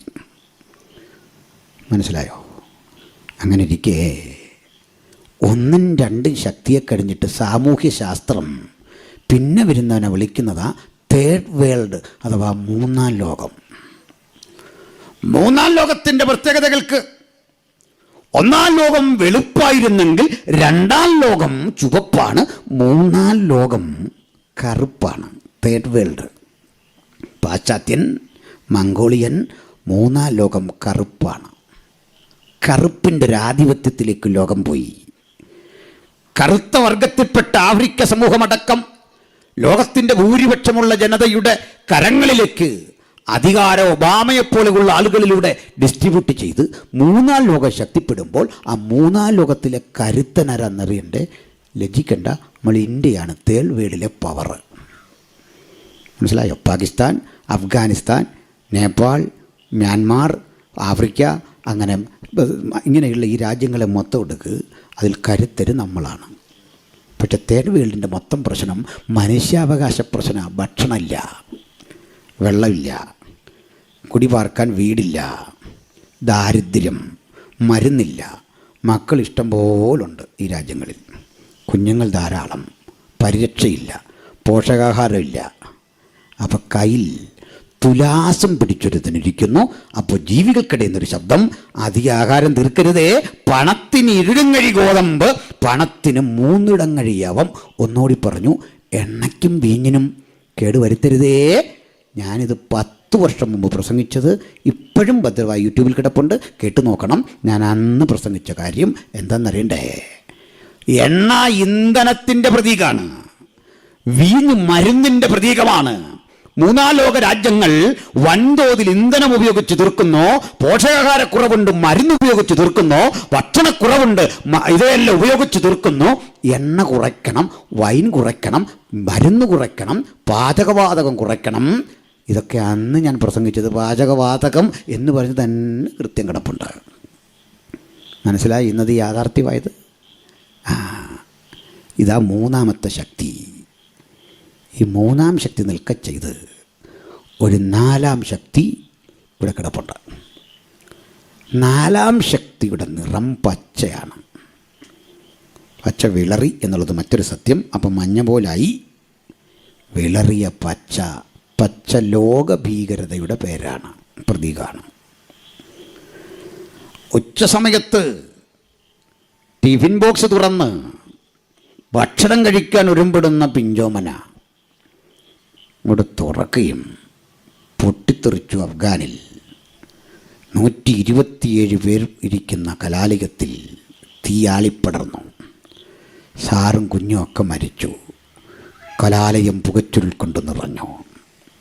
ഭീകരത താണ്ഡവമാടുന്ന അത്തരമൊരു ലോകം അറബി രാജ്യങ്ങളുടെ രൂപത്തിൽ നമ്മുടെ മുമ്പിലുണ്ട്. ഞങ്ങളൊന്നും ഇത് വെറുതെ പറയുന്നല്ല. ഈ പാവപ്പെട്ട ഉപദേശി 4 കൊല്ലം മുമ്പ് 10 കൊല്ലം മുമ്പ് പ്രസംഗിച്ച കാര്യം ഇതാ ഇന്ന് യാഥാർത്ഥ്യമായിട്ടുണ്ട്. 4ാം ശക്തി വിചാരിക്കുന്നില്ല, നേരമില്ല. 4ാം ശക്തിയുടെ പ്രശ്നം കേൾക്കുക. ഓയിൽ ഉൽപ്പാദന രാജ്യങ്ങളാണ്. ഈ രാജ്യങ്ങളിൽ ഓയിലുണ്ടെന്ന് കണ്ടുപിടിച്ചത് നമ്മൾ ബൈബിളാന്നുള്ള കാര്യം അറിയോ? വേറൊരു പ്രവാചകനും അല്ല കണ്ടുപിടിച്ചേ. ഇവിടെ സ്വർണ്ണമുണ്ടെന്ന് കണ്ടുപിടിച്ചാരാ? നമ്മുടെ ബൈബിളാ. എന്താ തെളിവ്? അവിടെ ധാരാളം പൊന്നുണ്ട്, അവിടുത്തെ പൊന്ന് മേത്തരമാകുന്നു. വായിച്ചിട്ടുണ്ടോ? അവിടെ കീൽക്കുഴികൾ ധാരാളമുണ്ട്. കണ്ടുപിടിച്ച നമ്മളാന്ന്. അവിടെ ബ്രിട്ടീഷ് പെട്രോളിയം കോർപ്പറേഷൻ പോലെയുള്ള വൻകിട കമ്പനികൾ ചെന്ന് ഉത്ഖനനം ചെയ്തെടുത്തപ്പോഴാണ് ഈന്തപ്പഴം കഴിച്ചും ഒട്ടകപ്പാൽ കുടിച്ചും ഉണക്കമീൻ ഭക്ഷിച്ചും ജീവിച്ച അറബിക്ക് വിവേകമുണ്ടായത്, അവൻ പണക്കാരനായത്. സ്ഥിതിഗതി മനസ്സിലായില്ലേ? എന്നാലേ ഇല്ലിട്രസി മുതലാക്കി ലോകഭീകരതയ്ക്ക് ഇത്തരം രാഷ്ട്രങ്ങൾ തിടുക്കം കൂട്ടിയപ്പോൾ ആ ഭീകരതയെ അമർച്ച ചെയ്യാൻ ഒരു രാഷ്ട്രം അവിടെ ചെന്ന് നിലയുറപ്പിച്ചു, അമേരിക്ക. സദ്ദാമിനെയൊക്കെ നമ്മുടെ നാട്ടിലെ ആളുകൾ വീരപരിവേഷം ചെയ്ത് ഇങ്ങനെ പുകഴ്ത്തുമ്പോൾ കുർദുകളെ കൂട്ടക്കൊല ചെയ്ത് ജനോസൈഡ്, ഇതൊന്നും പറയാൻ എനിക്ക് നേരമില്ല. അവിടെയൊക്കെ ചെന്ന് ആട്ടിച്ചൊതുക്കി. കുവൈറ്റിനെ, ഇറാഖിനെ, അഫ്ഗാനെ അടിച്ചങ്ങോട്ടൊതുക്കിയപ്പോൾ ഭീകരത അല്പം ഒതുങ്ങി. ഇങ്ങനെ പച്ചയുടെ വീര്യം അടിച്ച് പരത്തി ഒതുക്കിയപ്പോൾ പച്ച അല്പം വിളറിപ്പോയി. കാര്യം മനസ്സിലായോ? ബൈബിളിൻ്റെ ഒരു ഭാഷ. നിർത്തുക ഞാൻ. പക്ഷേ എന്നൊരു കാര്യം, ഈ ഭീകരതയെ ആയുധം വെച്ച് അടിച്ചൊതുക്കിയാലും അതൊരു സമയമാകുമ്പോൾ ഇളകിഞ്ഞ് വരും. എന്നെ തെളിവ് പറയാം. കുഞ്ഞുങ്ങൾ പഠിക്കുന്ന സ്കൂളിലെ മിണ്ടരുത്, ചിരിക്കരുത്, കരയരുത്, അങ്ങോട്ട് തിരിയല്ല് എന്തെല്ലാം നിർദ്ദേശമാണ്. പിള്ളേരിതെല്ലാം കെട്ടിങ്ങനെ വീർപ്പ് മുട്ടിയിരിക്കും. 4 മണിക്കൊരു കൂട്ടവല്ല്. ആ സമയത്തൊരു കാഴ്ച കണ്ടിട്ടുണ്ടോ? കുഞ്ഞുങ്ങൾ കൂവിക്കൊണ്ടായിരുന്നേക്കുന്നത്. ആണും പെണ്ണും അല്ല, ഒരൊറ്റ കൂവിച്ച്. ആരെയാ? അപ്പനെ, അമ്മയെ, സാറിനെ, സ്കൂളിനെ, വിദ്യാഭ്യാസ വകുപ്പിനെ, മന്ത്രിയെ എല്ലാം കൂടെ അതുങ്ങളൊരു ഒറ്റ കൂവിച്ച. ഇതാ ഇങ്ങനെ ഒതുക്കി വെച്ചുള്ള കുഴപ്പം. കയറി അടിക്കും. കാത്തിരുന്നോ, കനത്ത അടിയുടെ കാലം വരാൻ പോവാ. ഇന്ന് പലരും പ്രോത്സാഹിപ്പിക്കും ഭീകരതയെ. സൂക്ഷിച്ചിരുന്നോ, 10 വർഷം കൂടെ ജീവിക്കാൻ നമുക്കൊക്കെ ആയുസ് കിട്ടിയാൽ ഞങ്ങൾ ഇന്ന് പറഞ്ഞത് കുറിച്ചിട്ടോ, ഇത് യൂട്യൂബിലുണ്ട്, കിടപ്പുണ്ട്, കണ്ടോ, മുൻകൂട്ടി അഡ്വാൻസായിട്ട് ഞങ്ങൾ ഈ മെസ്സേജ് തരിക, എഴുതിയിട്ടോ. ഞങ്ങൾ പറഞ്ഞൊന്നും നടക്കാതിരുന്നിട്ടില്ല. ഹല്ലേലൂയ. ഇങ്ങനെ ഭൂമിയെ മുഴുവൻ നശിപ്പിക്കുന്ന ഭീകരത കൊണ്ട് തീരാത്തവൻ്റെ ഗതികേട് നിങ്ങൾക്ക് മനസ്സിലാകുന്നൊരു കാര്യം കൂടി പറയാം. ബൈബിൾ പറയാ, ശേഷം മനുഷ്യർക്ക് ഭൂമിയിലെ കാട്ടുമൃഗങ്ങളെ കൊണ്ട് മരണം വന്നു.